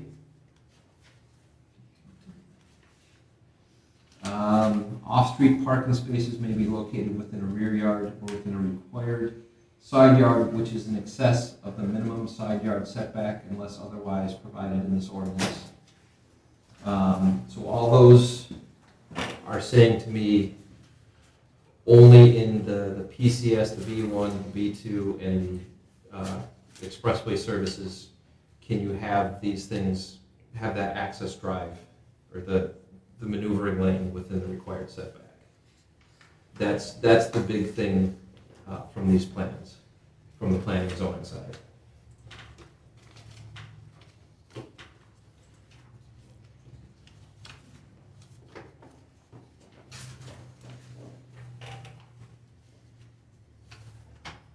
Zach, this wasn't addressed last time. This was not something that brought up to, or nor was it. It was in my report. We worked at moving the building, the accessory building, removing that accessory building and parking, and that was agreed upon to adhere to what the request was. It was noted in my March 1st report.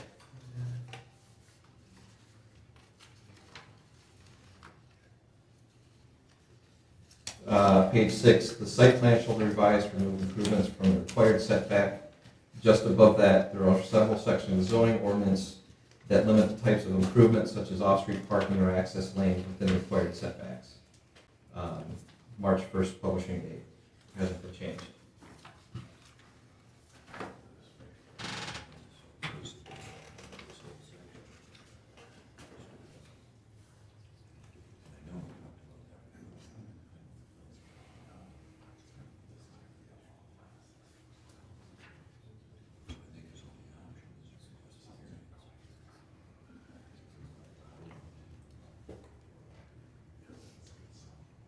Yeah, Zach, from overview in this corner here, right, the option is to, based upon the ordinance, is to move it out of there or request a variance, correct? Correct. Is the- Yep.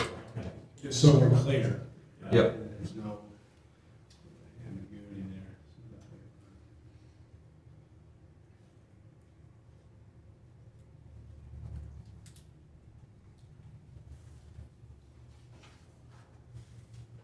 So drives are allowed, but parking and fencing are not.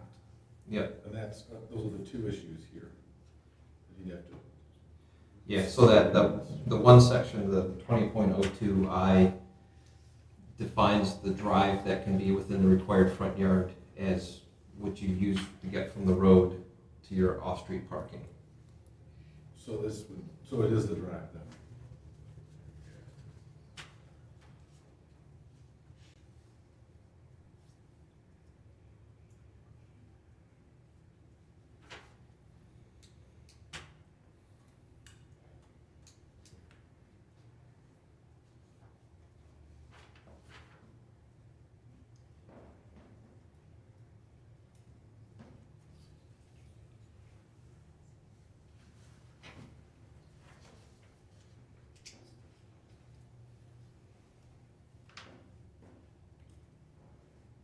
So based upon just a hypothetical, just so I make sure I understand the ordinance correctly. If this was an entrance, then it would be permitted per our ordinance, correct? Yep, that's how the language. Because this, at this point, is not for access right now, as submitted. Yep, it's internal circulation versus entry to the site.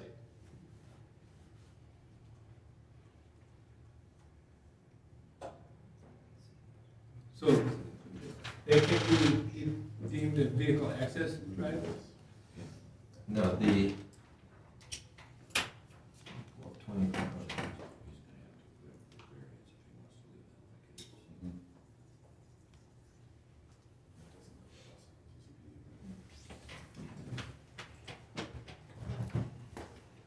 Put his entrance in there, that's about 1223, correct? Well, That's the other road. yeah, here's the setback right there, so you got a road, and the edge of the road, so his option is to basically catch us before it's there, and still all this. But the road commission wanted the entrance. Yeah, and Zach, we just, The road commission wanted the entrance off, Yeah. faucet, not. Yeah, absolutely. So here's from 2002I, where it says, and I just lost it.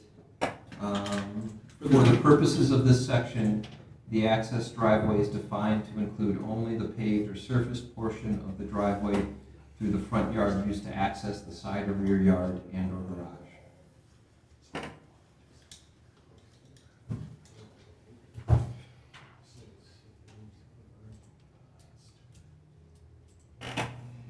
So what cannot be in the front yard setback? It allows,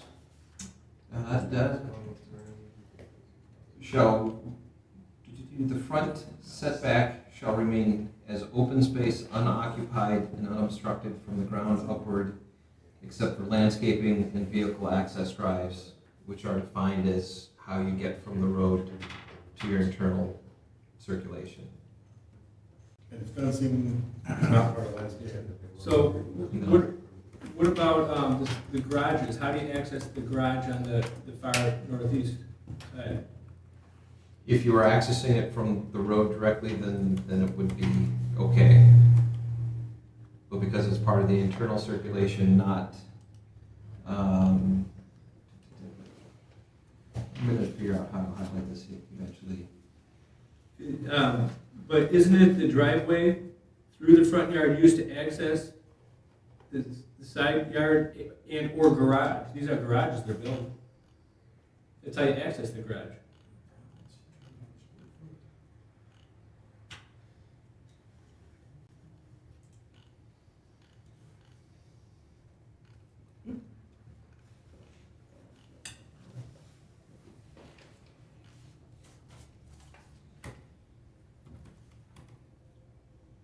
Sure, it's a heck of a footnote to apply to every zoning. It sure is. Zoning district. Yes.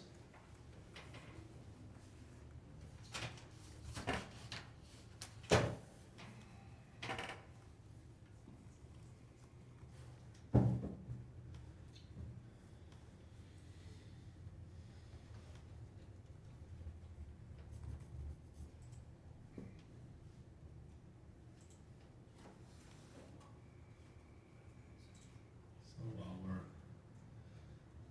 mulling that over, we did get some of the other items, bylaws, and the orders from the applicant. So, I don't know if you guys have any questions on those, so you didn't. One more question on this. Yeah, go ahead. Zach, what, the fence, where is that required? Because like in a residence, you can have a short fence, right? That's like somewhere else. Yeah. So this one, the fencing is, So the mini storage requires certain type of fencing around the boundaries.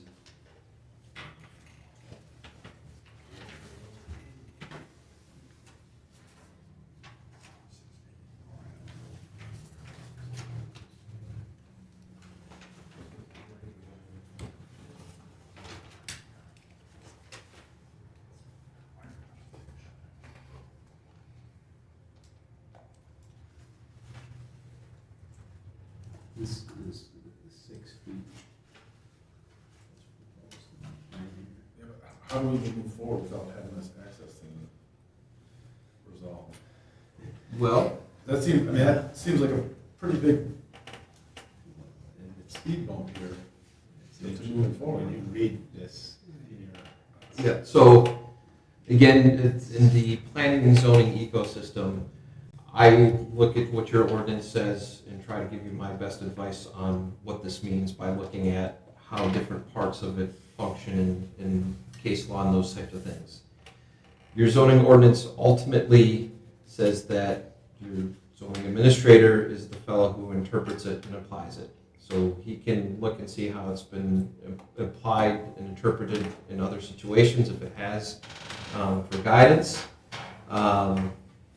Another avenue is to request an interpretation by the Zoning Board of Appeals if there appears to be conflict, or and we mentioned in the last discussion that the master plan said this in one place and this in another place.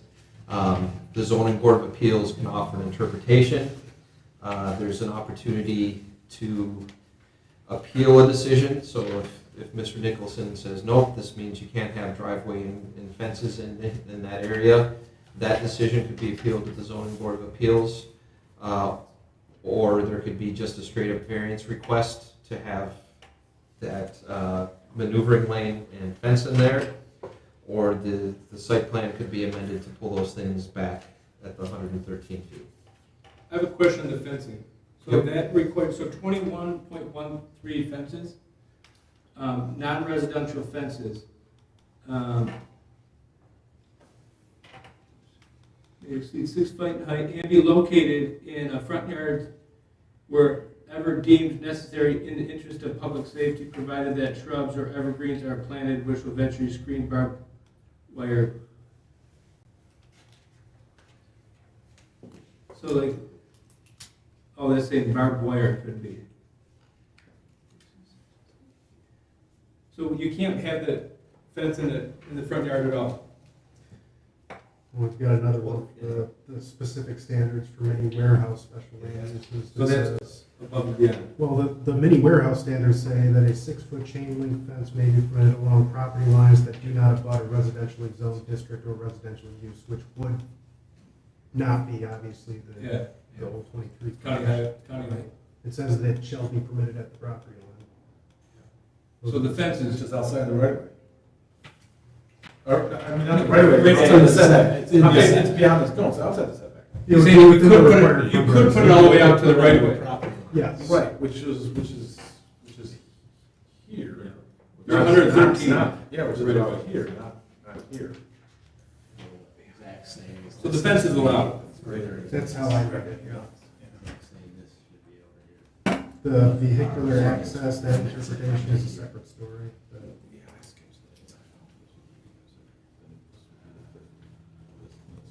Ross, that was part of the mini warehouse. I thought part of the requirements of mini warehouse was the fencing.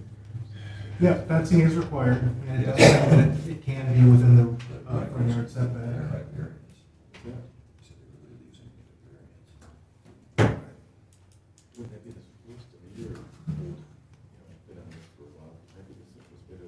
So is, Zach, is this along 23, the case of this, is that the front yard or is that the side yard? It's a front yard. It's the Yeah, front there's yard. multiple front yards. Okay, so.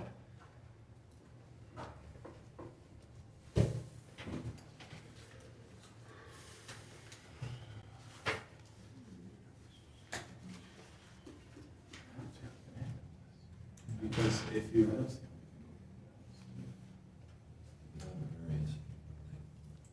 you read this section of the ordinance that I highlighted here, the access driveway is the paved or surface portion of the driveway through the front yard, which, to what John said, And the fence is an option for the is what? site screening. The entire site, exclusive of access drive, shall be screened from adjacent properties and road right of way. The planning commission shall approve the appropriate screening for the site consistent with one or the more following options: Yep. masonry wall, chain link fence, landscaping. Any Yep, so I wire concur with combination. that. But it may be permitted along the property line. Yep. So that's a discretionary. So, I mean, I think we want to require the fencing, but the ordinance itself does not require it. some sort of, one of those three screening categories is required. Yeah. And to confirm that the chain link fence could be as a discretionary decision placed all the way to the property line. I think that the proposed fence is much nicer than a chain link fence. If it's allowed along the property line, then the way it's shown here, it's well within inside of that. So does that now become our discretion to say it's okay? Yes, yeah. I think the fence is, the way I read it, it's clearly that the fence is okay. Right. But now we've got the access, which to your point, John, is. Well, especially if we're screening the fence, we're gonna plant screenings in front of the fence, and then we got the fence. So, say there was no access drive there, or there was. I mean, I know we gotta go by the ordinance, but what's the difference? Because it's still screened? Yeah.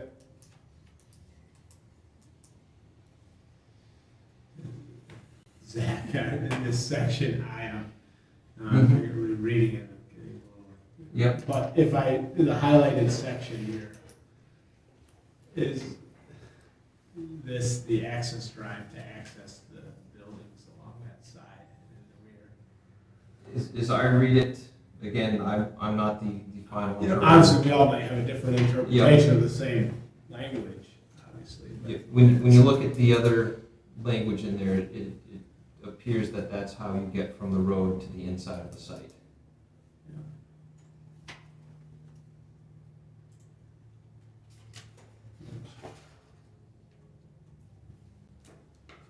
So, we had two issues, the fence and the access. And now we're saying, after looking into it further, that the fence is now not an issue?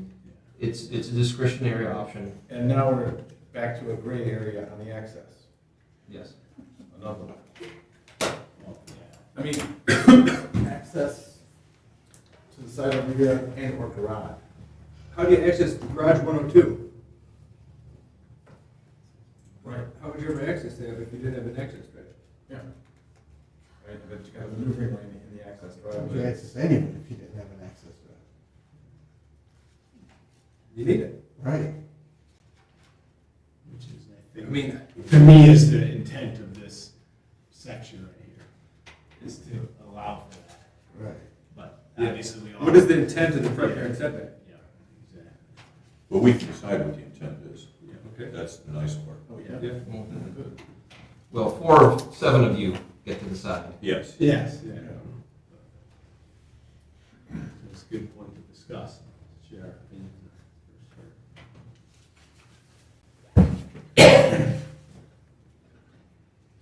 And we can come back to that, I don't know if everyone's had a chance, or do you have more questions on those at the moment? We can review the other items, there was master deed that was provided, and then a lot of reading in the bylaws also, so I didn't see any issues with them, or Zach, I don't know if you read through them, or they seem to address the township's concerns, landscaping. The one thing that I noticed is that it appears to describe the unloading areas differently than what's depicted on the most recent site plan. The master deed described it as in front of the units versus the site plan appeared to show it in the middle.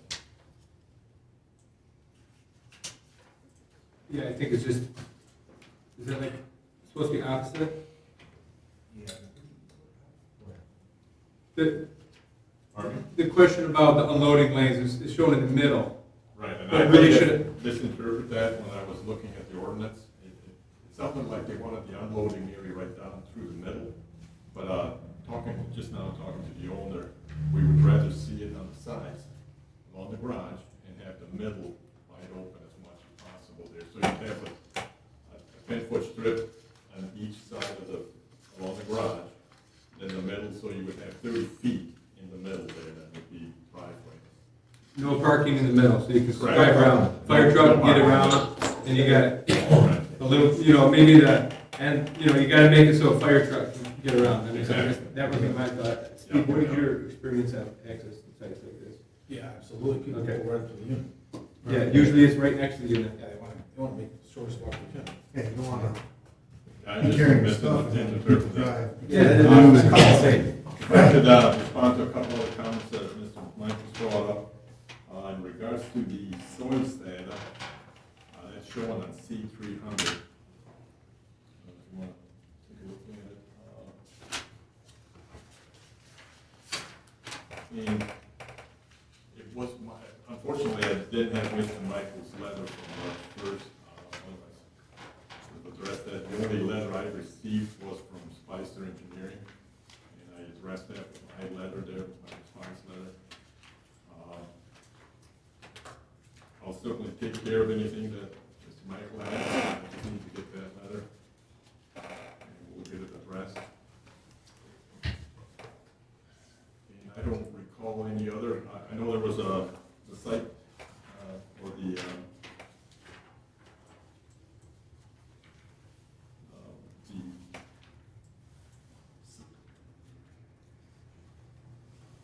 around the driveway, the site issue there, we'll get that addressed as well. Now, my understanding was that we were trying to get preliminary approval right now, and we understand that this is, it's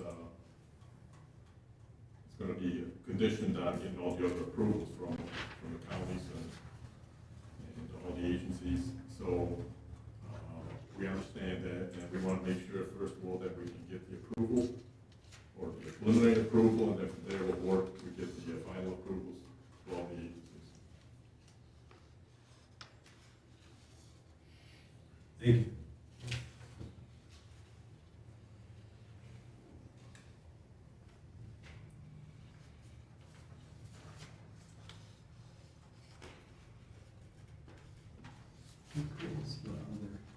You had one item, Steve, I think you asked about the exterior, a little faucet or something. Yeah, that was something that I was just wondering if you were gonna do something to kind of break up the north elevation. Steve, we looked at, we probably have in excess of $150,000 of landscaping. That landscaping is gonna really be the buffer, I think. You won't see the backside of that building. Okay. Yeah, I mean, they're a very heavy landscaped area, and I think that, we did take that into consideration when we looked at the landscape profile of everything that was there, and then the height of the landscaping as it will grow. There's gonna be very little that you'll probably end up seeing of the buildings, the upper portions, but you were concerned a little bit more on breaking up the bottom sections. Just, But I thought that, again, we're doing that through landscaping. That will really take up, all of that bottom section in that one building or the two buildings on the north side that you looked at. And we prefer to do it that way, only because we're not gonna go ahead and it won't give us two different building looks. Just two there, and then the rest will be different from those two, where we're gonna let landscaping manage really kind of the breakup of the aesthetics of the building.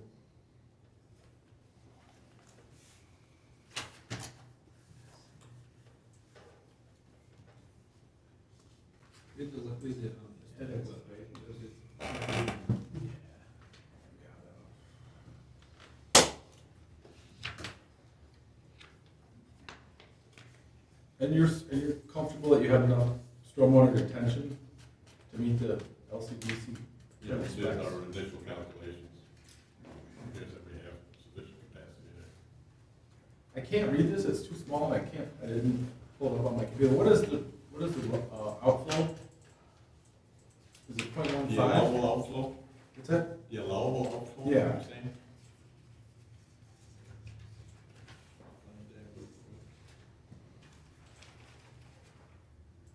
It's on 301. I can't read it. Post-development flow rate, Yeah. 1.92 cubic feet per second.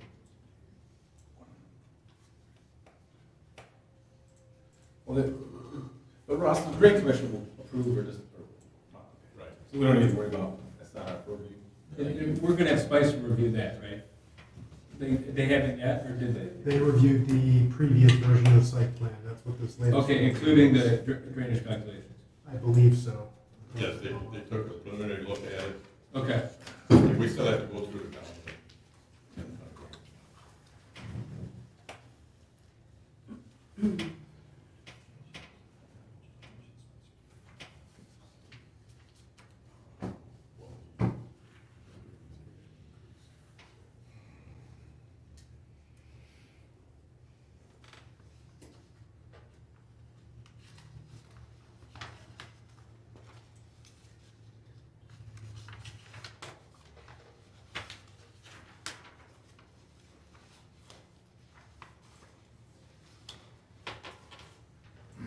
Does it show on that plan where the water goes after the retention pond?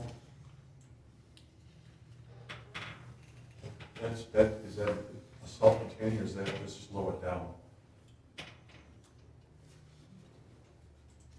It goes to the southeast portion of the site. Where the river is? Where the river is? I- There's a river down there. Stream.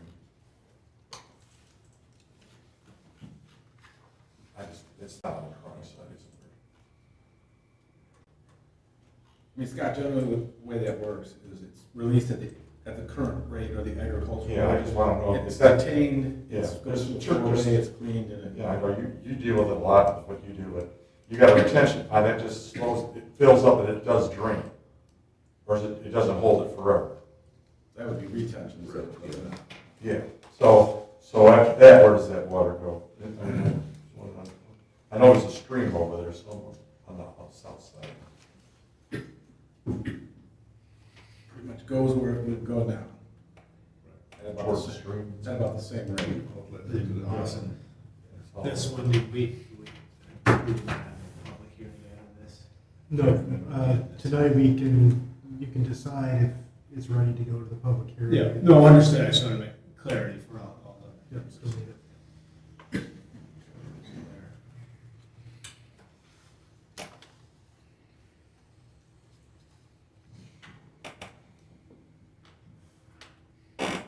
No, I think the unloading and loading lane is the one item that would need to be clarified by a public hearing that right now so far, and then,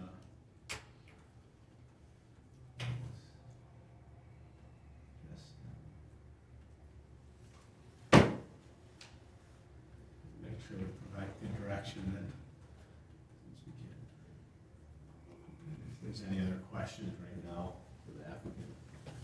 So we're recommending preliminary. We can't, I think we need to go to the. Public hearing first, for the recommendation. But you can decide, you can give feedback at this point, if there's anything additional that you'd like to see before holding the public hearing, or if you think it's ready to hold the public hearing. That's where we're at right now. We're okay with the fence, we're okay with the drive. We need a soils map. No, It it is on there. It is on. It was, at the scale, it was hiding with the contours. Then there was one item, I think, to be added to the site plan, Zach, you mentioned, calling exactly what. Yeah, if they are intent on doing preliminary, getting those approvals and coming back from final, most of those details aren't necessary for preliminary. Okay, just want to make sure it's clear, so we're Yeah, not yeah. sending mixed requests to that. Yeah, when we received the application materials, it said combined, so we did Okay, got it. look at everything.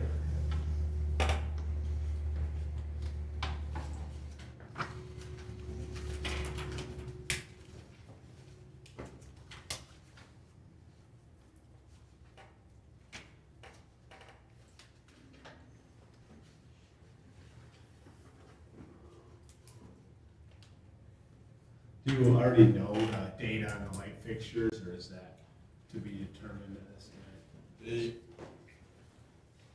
And when we'll have them done? We know what the light fixtures are, and I think what we were planning on doing, unfortunately, didn't get to the township. We had set the letters that we were gonna attach with our submittal, and unfortunately, got missed. So just something that could be, if we already know it, have the information, we could have it. Yeah, specific to the photometric plan? Yeah. I mean, you have a photometric plan, so you have light fixtures that you want Yeah. specific, but Right. you have a specific. I have the specific light fixtures. It was something Zach mentioned, that's why I was just asking if they already have it, just put it in and it's done. For sure.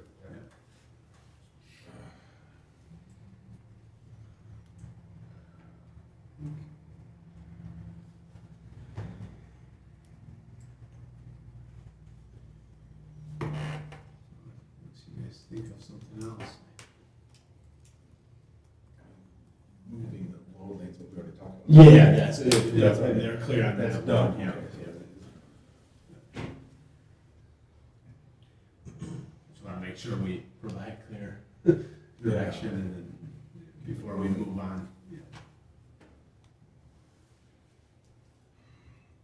And now, so when you go to change it, you put the parking adjacent to the units, then that's gonna cut into that truck movement for the WB-50? I mean, for one, you only gotta have a fire truck meet it, right? Right. W50 is. That's huge. That's interstate truck. That's larger than a fire truck, right? Yeah, so I just think, because now you're gonna have that strip of parking. So essentially, say if someone's parked in front of every unit, Yep, can the fire truck still get around the site? correct. The reason we used the WD or WD40 or 50 was the engineer from Spicer Engineering requested that. Oh, they So we did? used that. I just think if for some reason you need a WB50 to get in there, it wouldn't be the worst case to wait and have someone move a car, right? That would be my thought. I don't know if there's something in our ordinance that requires the interstate truck to go drive around the storage unit. That's a 50-foot trailer. It's almost the biggest truck out there. Oh, that's a semi-truck. It's a semi-truck. No, it's fire truck's way smaller. So I don't know if that was something that we need to require, but I want. I don't know exactly where that came from in Right. engineer review. I think that's just, We'll change it for the next submittal. We'll have the fire truck actually. show. Yeah, and maybe check with them and see what trucks they have, or use the biggest one or something. Yep. But it's gotta be smaller than that, just because right now you're gonna add that parking and it's gonna show it's driving in the parking lanes now.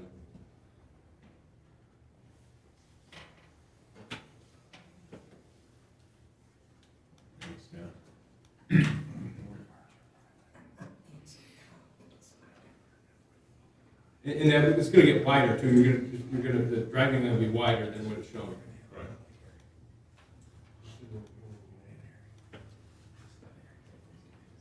They address the other item you had mentioned before is the access for fire. Addressed that we'll have it, so.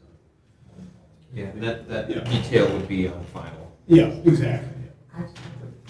I think it's a lot better going preliminary final. So we don't have to look at the light fixture details, we're still looking at the site layout, but. So is there any other direction for the applicant this time, or we'll move on to the next agenda item? Do we need to set the public hearing now or not? you can, if you think that it's ready, I can set it up for next meeting. Is it not ready? I mean, are we gonna do like a preliminary vote if we think it's ready, or, I think. You don't need to vote on it. You don't need to vote. You just let me know and I can set it. It's I think a step in the I think process. it's close enough. Yeah, and so if we have that, the driving lane updated, loading lane. Yeah, that's not a major change. Yeah, I would agree. So, Rich, can we just get clarification real quick? So on the drive-in fence, you guys are clear on that now? We're good with it the way it is. Where we're at? Yeah. Okay, all right, thank you.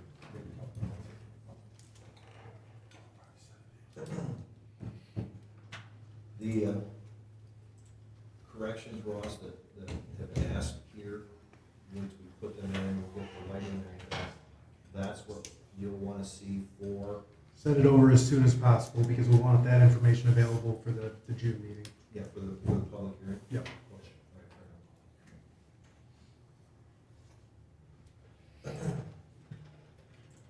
Okay.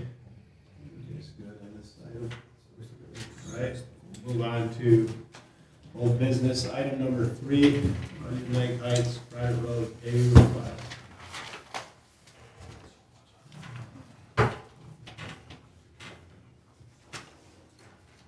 And, so I don't know where the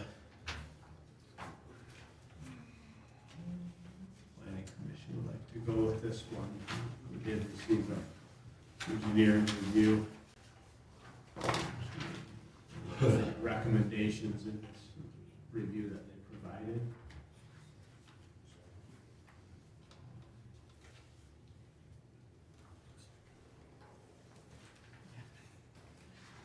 Zach, I don't think you did.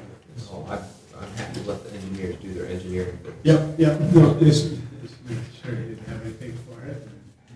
It's all on us as a planning commission. Determine based upon the information we have. You know, it's interesting, the picture, figure 4, you can see how the erosion of the gravel road is really pretty severe. And I think the applicant before said they have to constantly replace that. And seems like, to me, this would be an improvement to reduce the sedimentation and runoff.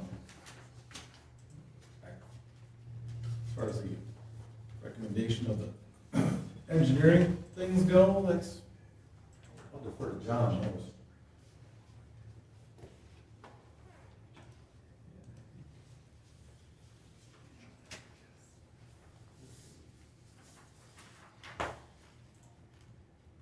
The only difference theirs was they recommended a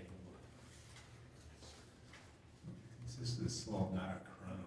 Yeah, and just take the drain out of one side. Yeah, and then have the curb on one side. That's how I understood it. That's our plan to do that, is all that water is, and the whole land's pitched that way, so we're curving to one side right there.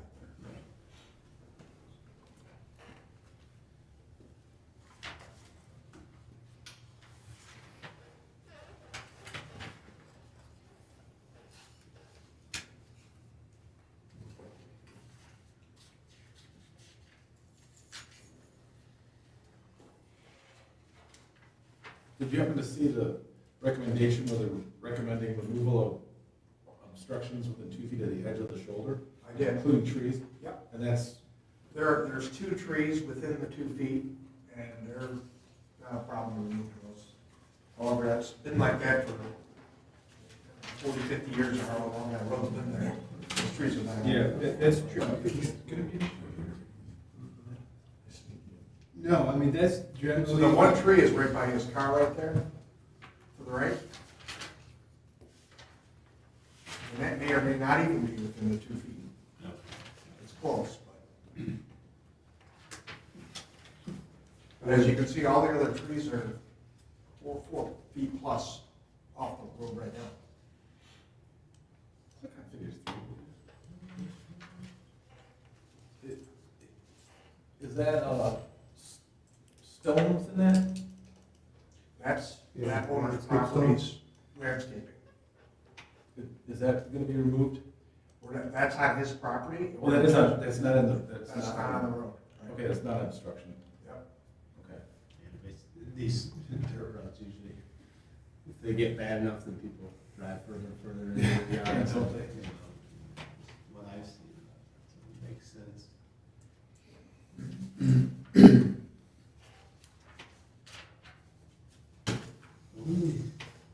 I still think the drainage is the biggest issue, and they put in here, the drainage is crossing the road. I mean, I think there needs to be a more defined ditch, possibly driveway culverts.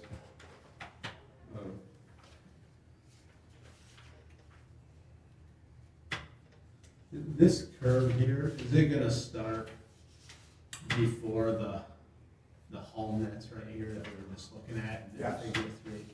Well, the home is right where your marker is, right, no, put it back to the left. Oh, The home's right there. yeah. So, I guess my thought was, isn't the water off here gonna go in their yard? Or is it? So their yard's up higher, Okay. and then where their 2 driveways are, we're going to curb those where the driveways Oh, are. you just put curb through it, and then it'll be like a 1-inch curb in front of, or whatever in front of the Flat driveway. the water, right. Just keep it right on fine. Keep the water on the road.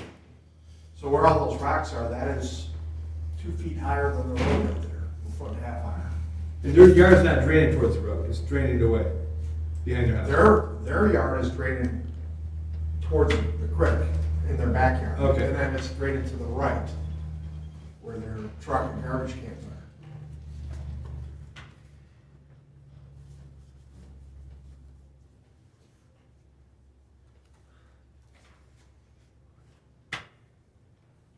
And then that whole area, if you go back to that other picture, Yeah. right there, where that water's going, it follows that whole path all the way down, because the whole ground or grade goes up another 2 feet, where his grass is green right there. So water just naturally, and it's been going naturally right down that road. And then that's where the area, the rip wall's gonna be to catch all that water. Right at the bottom of that curve. Is that the other side of that drive on figure 3? What's on figure 4? Or is that a different driveway? Go back. Are those stones part of what we see from figure 3 looking the other direction? No, that's No, that's not. a different angle. Sure seems to me, John, like you want some curb in there where that's some volume of water coming down. Coming off the yard into the road, or crossing No, the road? across the road, coming. Is that where they showed that curb and gutter? On the left side. Yeah, the left side. Yeah, so that whole road Oh, slopes. looking downhill, okay. I'm Yeah, sorry. we're looking downhill, that whole road slopes right to left, Oh, okay. probably close to a foot. There's that much break right there.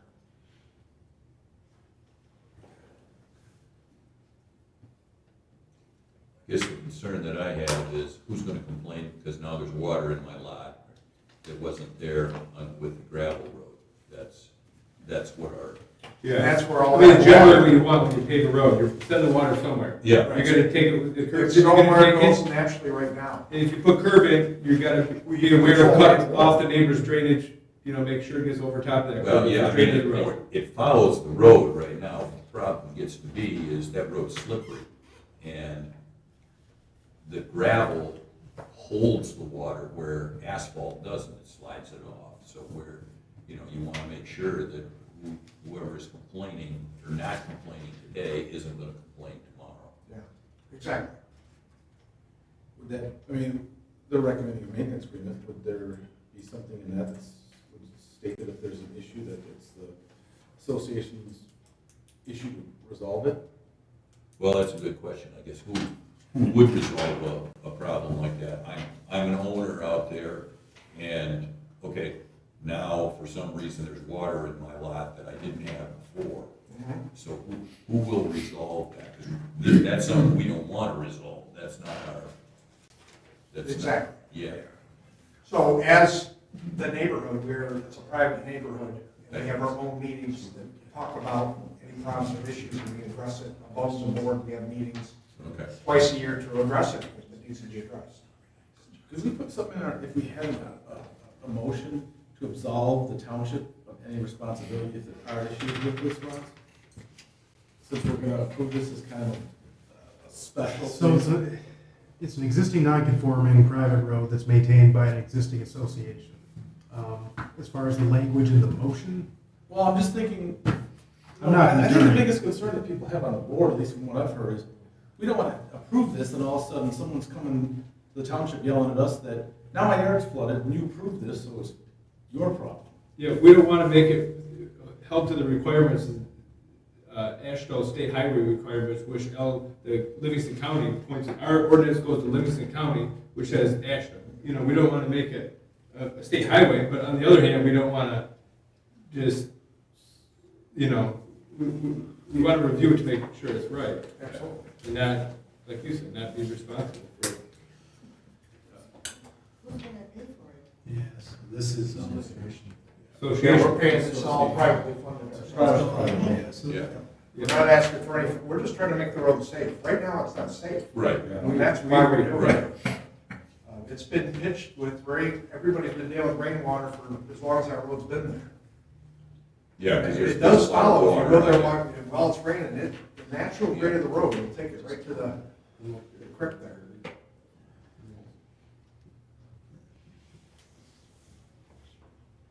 So is that something you can handle administratively? the board would be the ultimate. Right now, you're making a recommendation of a modified standard to the township board if you choose to do so. So the township board can choose to have the attorney review and see if there's any additional language that we need to write in, but at this point, you're just making a recommendation. The problem with that I see is, if this comes in front of the board, I mean, we've talked about it, I've gone out there and looked at it, we've, talked about it a lot, but, I mean, these drawings are not that good. They really don't show everything that's going on. I don't know, hopefully, I guess read it all, read the whole report and see, but are we gonna make any changes from the Spicer recommendation? Or just go with every recommendation they had? I mean, I think we just need to make it clear if we're gonna make a recommendation to the board, exactly what modified standards. If we're saying modified standards, here's the modified standard. your motion would probably be to accept the Application? application as is with the understanding that there's not a remedy through the township for any issues that are subsequent to the approval of your paving that. And I guess that's the way that's gotta be addressed. Makes sense. And adoption of the Spicer recommendations? So, yeah, I think the 2 foot stuff that's up to them. I mean, Yeah. If a fire trucks can get back there and it's safe for a fire truck, I mean, Yeah. what do we care if there's an extra 2 foot clearance? Yeah. You know? That's my thought. Well, But if it's only 2 trees to remove also. I kind of like the idea of getting, just forcing them to clean that up. Now, if we're gonna go through this, and it's only 2 trees, and it's not a big deal, I think it's better for you guys, and it kind of gets this thing a little bit cleaner. Sure. I agree. It'd be safer too, because we'll Yeah. just pay.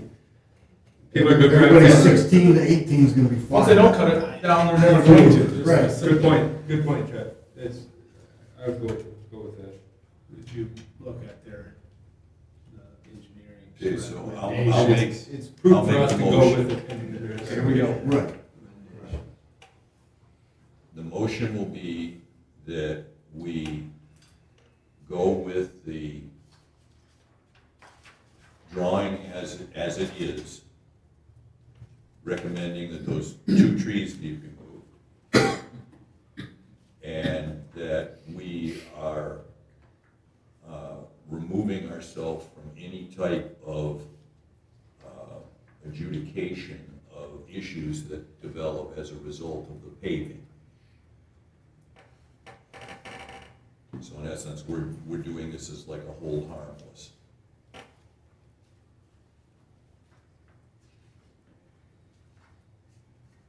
And at the board level, they can massage that language. We're at an arm's length from this is basically what we're setting up. Because I'll have to explain it to the board, so. Are you gonna adopt these recommendations or not? Well, I guess the question is whether the Spicer recommendations are necessary or not.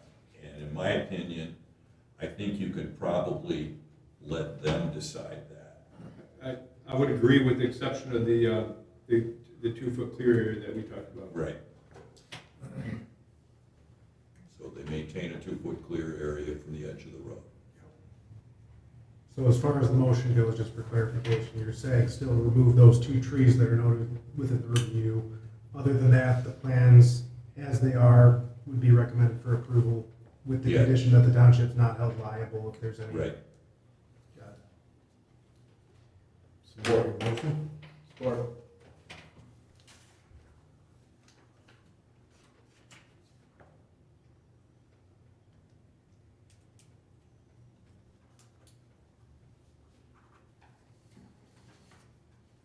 All right, motion and support, all in favor, please say aye. Aye. Any opposed? Opposed, no one opposed, everyone else in favor? I'm sorry, who's Good. who's- Aye. Good.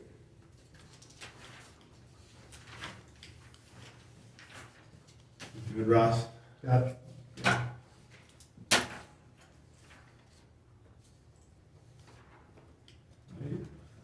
Go on to new business, item number 1. Rocher special land use, minor site plan amendment, driveway approach specifically. So, Ross, maybe you can give an overview of this one. Yep, so just for clarification, this is totally separate than the open application that we had for the proposed expansion. This is just an amendment for the design of the driveway approach that was in the original approval from back in 2018.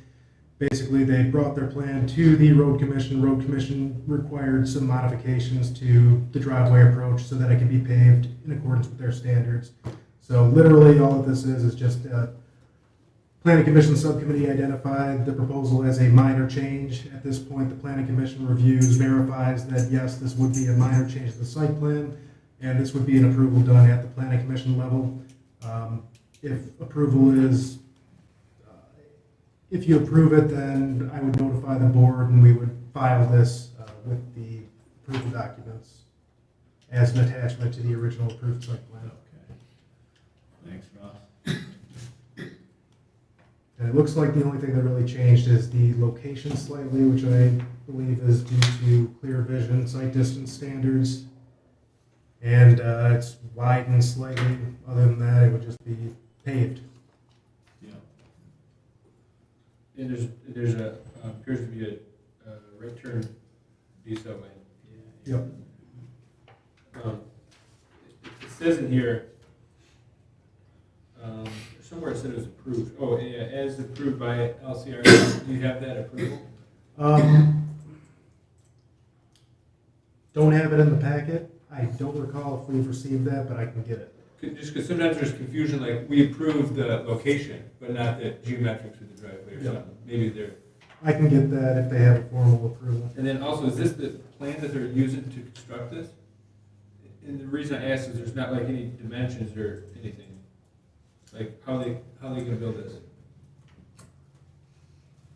There's no, I mean, I'm not concerned because the county is the one that is gonna apply their standards. The width of the decel lane, the length of the taper, the length of the parallel, radius and all that. Yeah. But assume it's approved.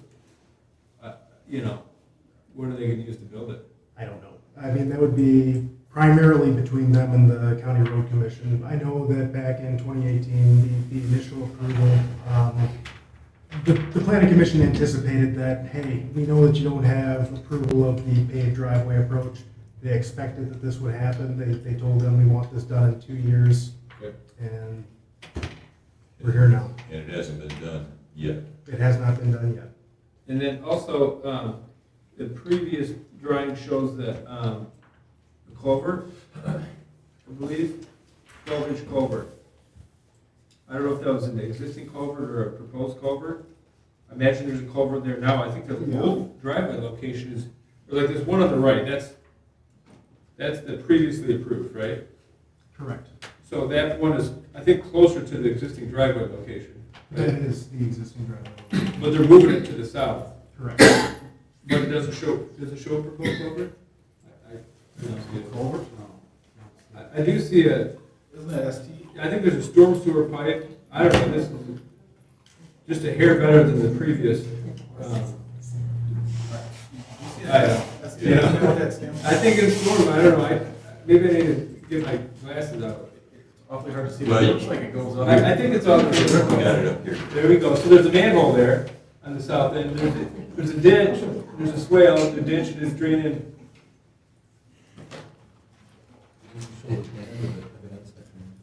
Yeah. Well, No, once again, this is the county's jurisdiction, so I'm not really concerned about it, but I would, if I was them, I would want to see that type of stuff. And, you know, a lot of times what you don't want to see is the culvert 1 foot off the driveway and one slope down to it, you know? Then they'll put a bunch of extra concrete from the yard on there. I would like to see us put a time frame on this. As obviously the one from 2018 wasn't accomplished in a 2-year time frame. They pulled the COVID supply shortages, Yeah, I know. whatever, difficult times. There's a logistics problem, and there's a war in Ukraine, and, you know, maybe for the shortage. yeah. Fortunately, concrete isn't imported from Ukraine. No. Well, but the gas is supposedly. So at this time, Ross, what we need to do is make a determination if this is a minor amendment. Well, you already did that. The subcommittee did that. Recommend, as a planning commission, recommend, hey. This is an approval. Yeah, exactly. Approval or This is not. an approval. Yep, yep. Well, then I would recommend that we do it with a condition that says this has to be done within 12 months. Is that a motion? Do we want additional detail? Is that our concern? Or are we just gonna, I would just say verification that it's approved. well, we can add that as a condition, that Yeah. verification of Livingston County Road Commission Yes, approves. yes. So the conditions would be a 12-month time frame as well as County Road Commission verification of approval. Yeah, That was the motion, was there a second? yeah, that was the motion. Yeah, is there a second? I'll support it. Okay, motion and support. Okay, you get the motion, Ross? So conditional upon verification of Livingston County Road Commission approval. And then, 12 month. Completion.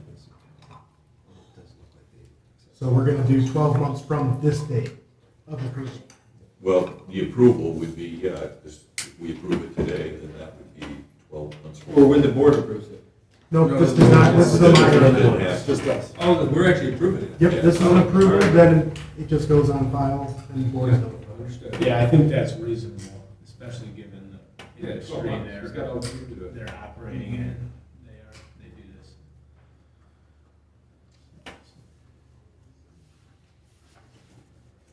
Right. So what happens if it doesn't happen in 12 months? Then they have to come back again? I mean, is that the only, so we don't have much of a stick, but. Well, the stick that you have is that they wouldn't be in compliance with their approved site plan and special land. Yes. use. You could They can be shut down. You could levy Okay, fines. so let's- So- So we have some leverage. Okay. So there's a motion and support. Is everyone clear on the motion? Yeah. All in favor, please say aye. Aye. Any opposed? None. Good on that, Ross.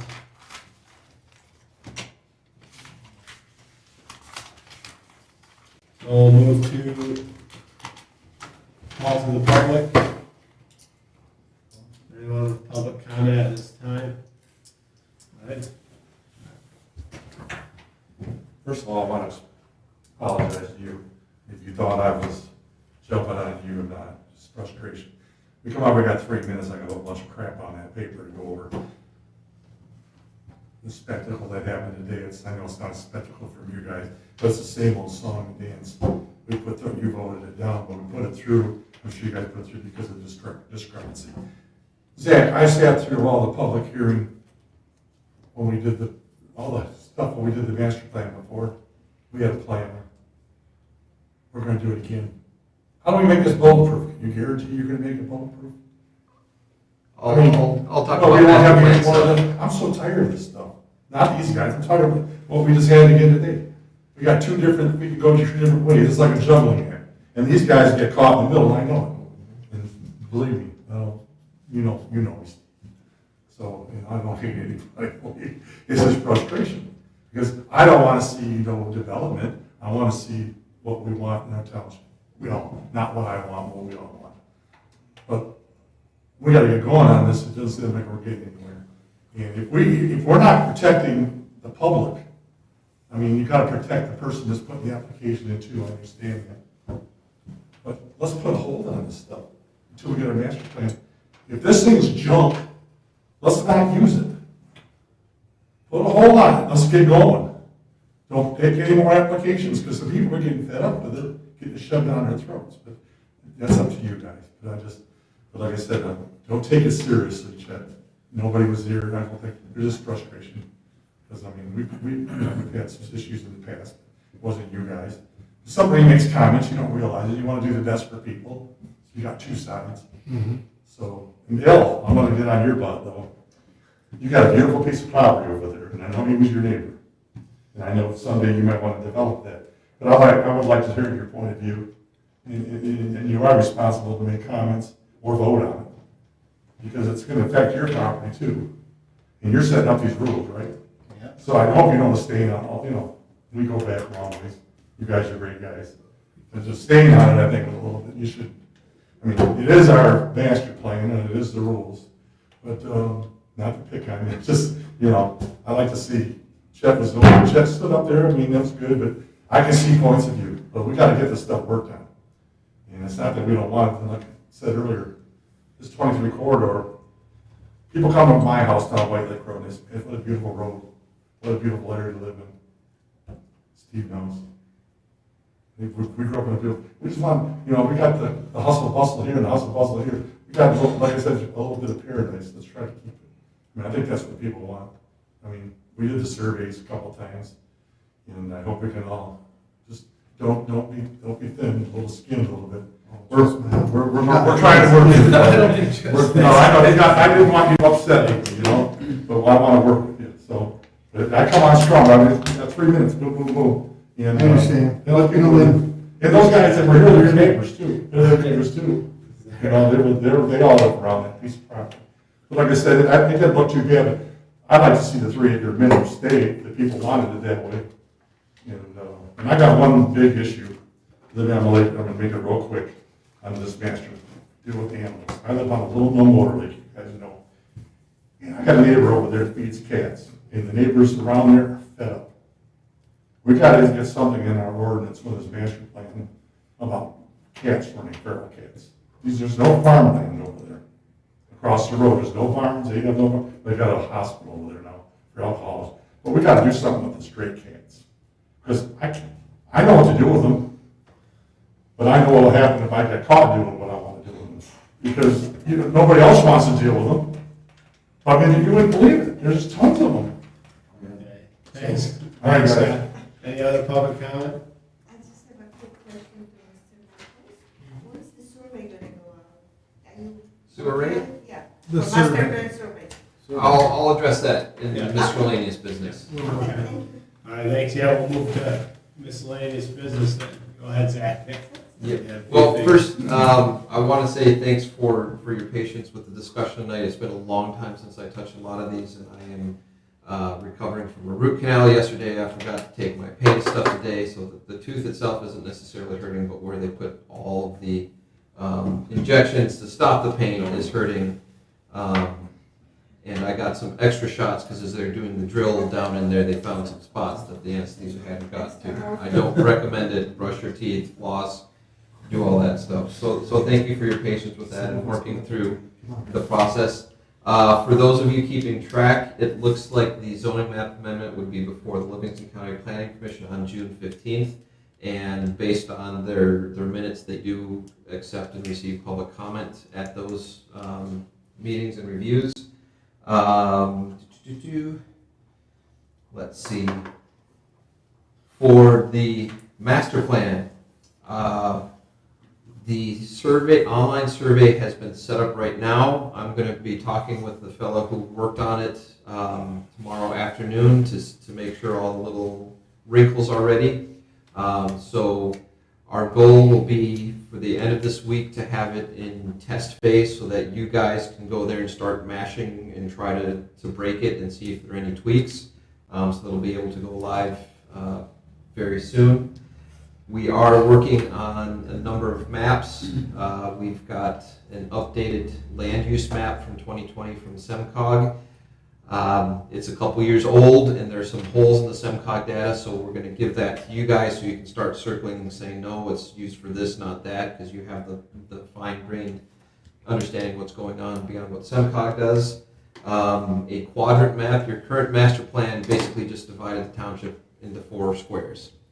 We're proposing something a little varied from that, so it actually follows natural boundaries, so the north-south gets pushed over to 23 because that's a very natural barrier, and the east and west gets pushed up about half a mile to follow Foley. Again, it seems like a very natural barrier that the zoning north of that is very different than the zoning south of that, so we're going to kind of have a discussion with that. We're also in the process of just doing the basic revisions of the current maps that are in there with 2022 data. We'll have those first 2 maps ready for next week to poke around with for sure. We may have other ones, again, just for eyeballs to start looking at and poking at. We are currently collecting demographic information, update stuff from the 2020 Census and American Community Survey, demographics and economic. Mentioned the survey is going to be online here soon. And information for the workshop next week will either be coming, well, you're not here Friday, so it'll be probably coming out on Monday. So you'll have time to start poking at it a little bit before the meeting. Thanks. Is that the first step of the master plan, or the next step is the survey? And us approving it, and then the board would probably approve it? We did that. Now we need to release it. But I mean, but we're gonna get it to tweak it, I thought, right? Yep, so this is just to make sure that it's working online. Test it. Yeah, yeah. And And then, so that will be the next step. Yep. And then the visioning after that. Yep, so for the visioning sessions, this is a bit of a preview, so we have kind of the different sections of the township. And the idea is that we're gonna have one meeting for each area, so that we can talk about specific areas in those. So one of the things I'll get you guys started thinking on is where to hold meetings if there are spaces available in those different areas. So might be a church or some other large assembly building. It's nice to get those out of here because this is very formal setting for most folks, and if we can get it closer to them, it's easier and more free discussion. Oh, also we are setting up the project website. It's going to be a little bit awkward when it starts, like a baby giraffe trying to walk, just because there's not a lot of stuff in there yet. So the first couple weeks it's going to be sparse, but that's where all the stuff is going to be fed so everyone can look at it. That's what I have. Thank you. I appreciate it, man. It's a good update. All right, the next workshop, the next Wednesday. Yeah, so we want to talk about master plan, and do we want to bring sightlines back? I don't have all the lake data, but I have some lakes. We discuss it and see The where. board is most interested in getting sightlines. I know the subcommittee's aware that Me we're too. getting more and more of these Yeah, requests. one way or the other. We've been evaluating a lot of them. it seems Yeah, like. it's Yeah. very tough, yeah, for sure. I mean, it's Good just like- point, Ross. Sidelines. Yeah. Vote for Yeah. sidelines. I did one quick, as was mentioned, all master plans and zoning ordinances will have some conflicting text and goals and objectives. It's just the nature by, there are going to be some. Your current one does have more than one would expect. That can happen for various reasons. I can't guarantee that I will do a bulletproof one. I can say though that I dabbled a bit in computer programming, so I'm a real big fan of shaking the thing down and mashing it and trying to break it as part of the process so that it's as internally consistent as possible. You said that our old master plan was extremely overly detailed, didn't you say that one time? And For the Puro district. Yeah, well, other things too, because I thought you said that, is that what is causing so many of these conflicts? Because I really wish it was more black and white. It seems like we're always running into gray areas where we're. There's always going to be a bit of gray, Just my observation. but this one, like especially when it says this area, here's the minimum lot area, and then you have a table that says something that appears to be absolutely different on Yeah, this. conflict. Clear conflict, yeah. All right. Zach, is there, That's kind of. question, is there like a review where like, say we come up with our master plan is done, we're ready to adopt it, like just have like an independent attorney, like try to shoot holes in it to make sure, like a zoning attorney? There are all sorts of processes. For yours, we're going to have a fresh set of eyeballs looking at it internally at Carlisle Wortman. And the required process is that this body, once you have the document that's ready, you're going to forward it to the township board for recommendation for distribution. So again, it's a very kind of formal process, and the township board looks at it and they try to poke it and see if they like it. If they say we like this, they distribute it out to everyone. You sent the letter, the intent to plan letters, who can do comments and poke holes in it too for you. And then it comes back and you hold a public hearing, and then you can rectify and do that. So that's the bare minimum. There should be a lot of eyeballs looking at it. I don't know of any community that has had separate attorneys looking at it, but I know that we do plan on having fresh eyeballs looking at this to try to look at you said this here and you said that there. Can we at any time do an addendum to these master plan? I know you have to do a public hearing, but can't you do an addendum at any time after it's said? Yep. So if you do amendments to master plans, it's the same process where you have to do an intent to plan and then notice to the folks and what you do. So you can amend it. It's a bit more heavy lifting than a zoning ordinance amendment, but it is possible to make tweaks and revisions. Right.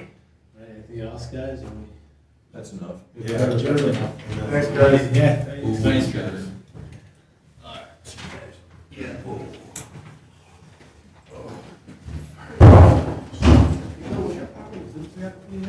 What's that? Was your property within 300 feet of the geysers? No, it's probably a little more than that. Okay, It's just see you later. around. See you next week. Take it easy. In that- You gotta stop being so long-winded, my alarm's going off for 5 hours. I just brought a straightforward street. Thank you. I think it's actually been called first, it's smart. Did we end it on, Let's stay. do you know if it ended on the later yet? Right. Just plug it back in. So if that happens, more levels. So for us. There's just Turn too that many on, buttons. this one switches kind of stays. Staying at. If we're confident. But, or if you're within the 300. Or you're within, There is. Sure, okay. I was just too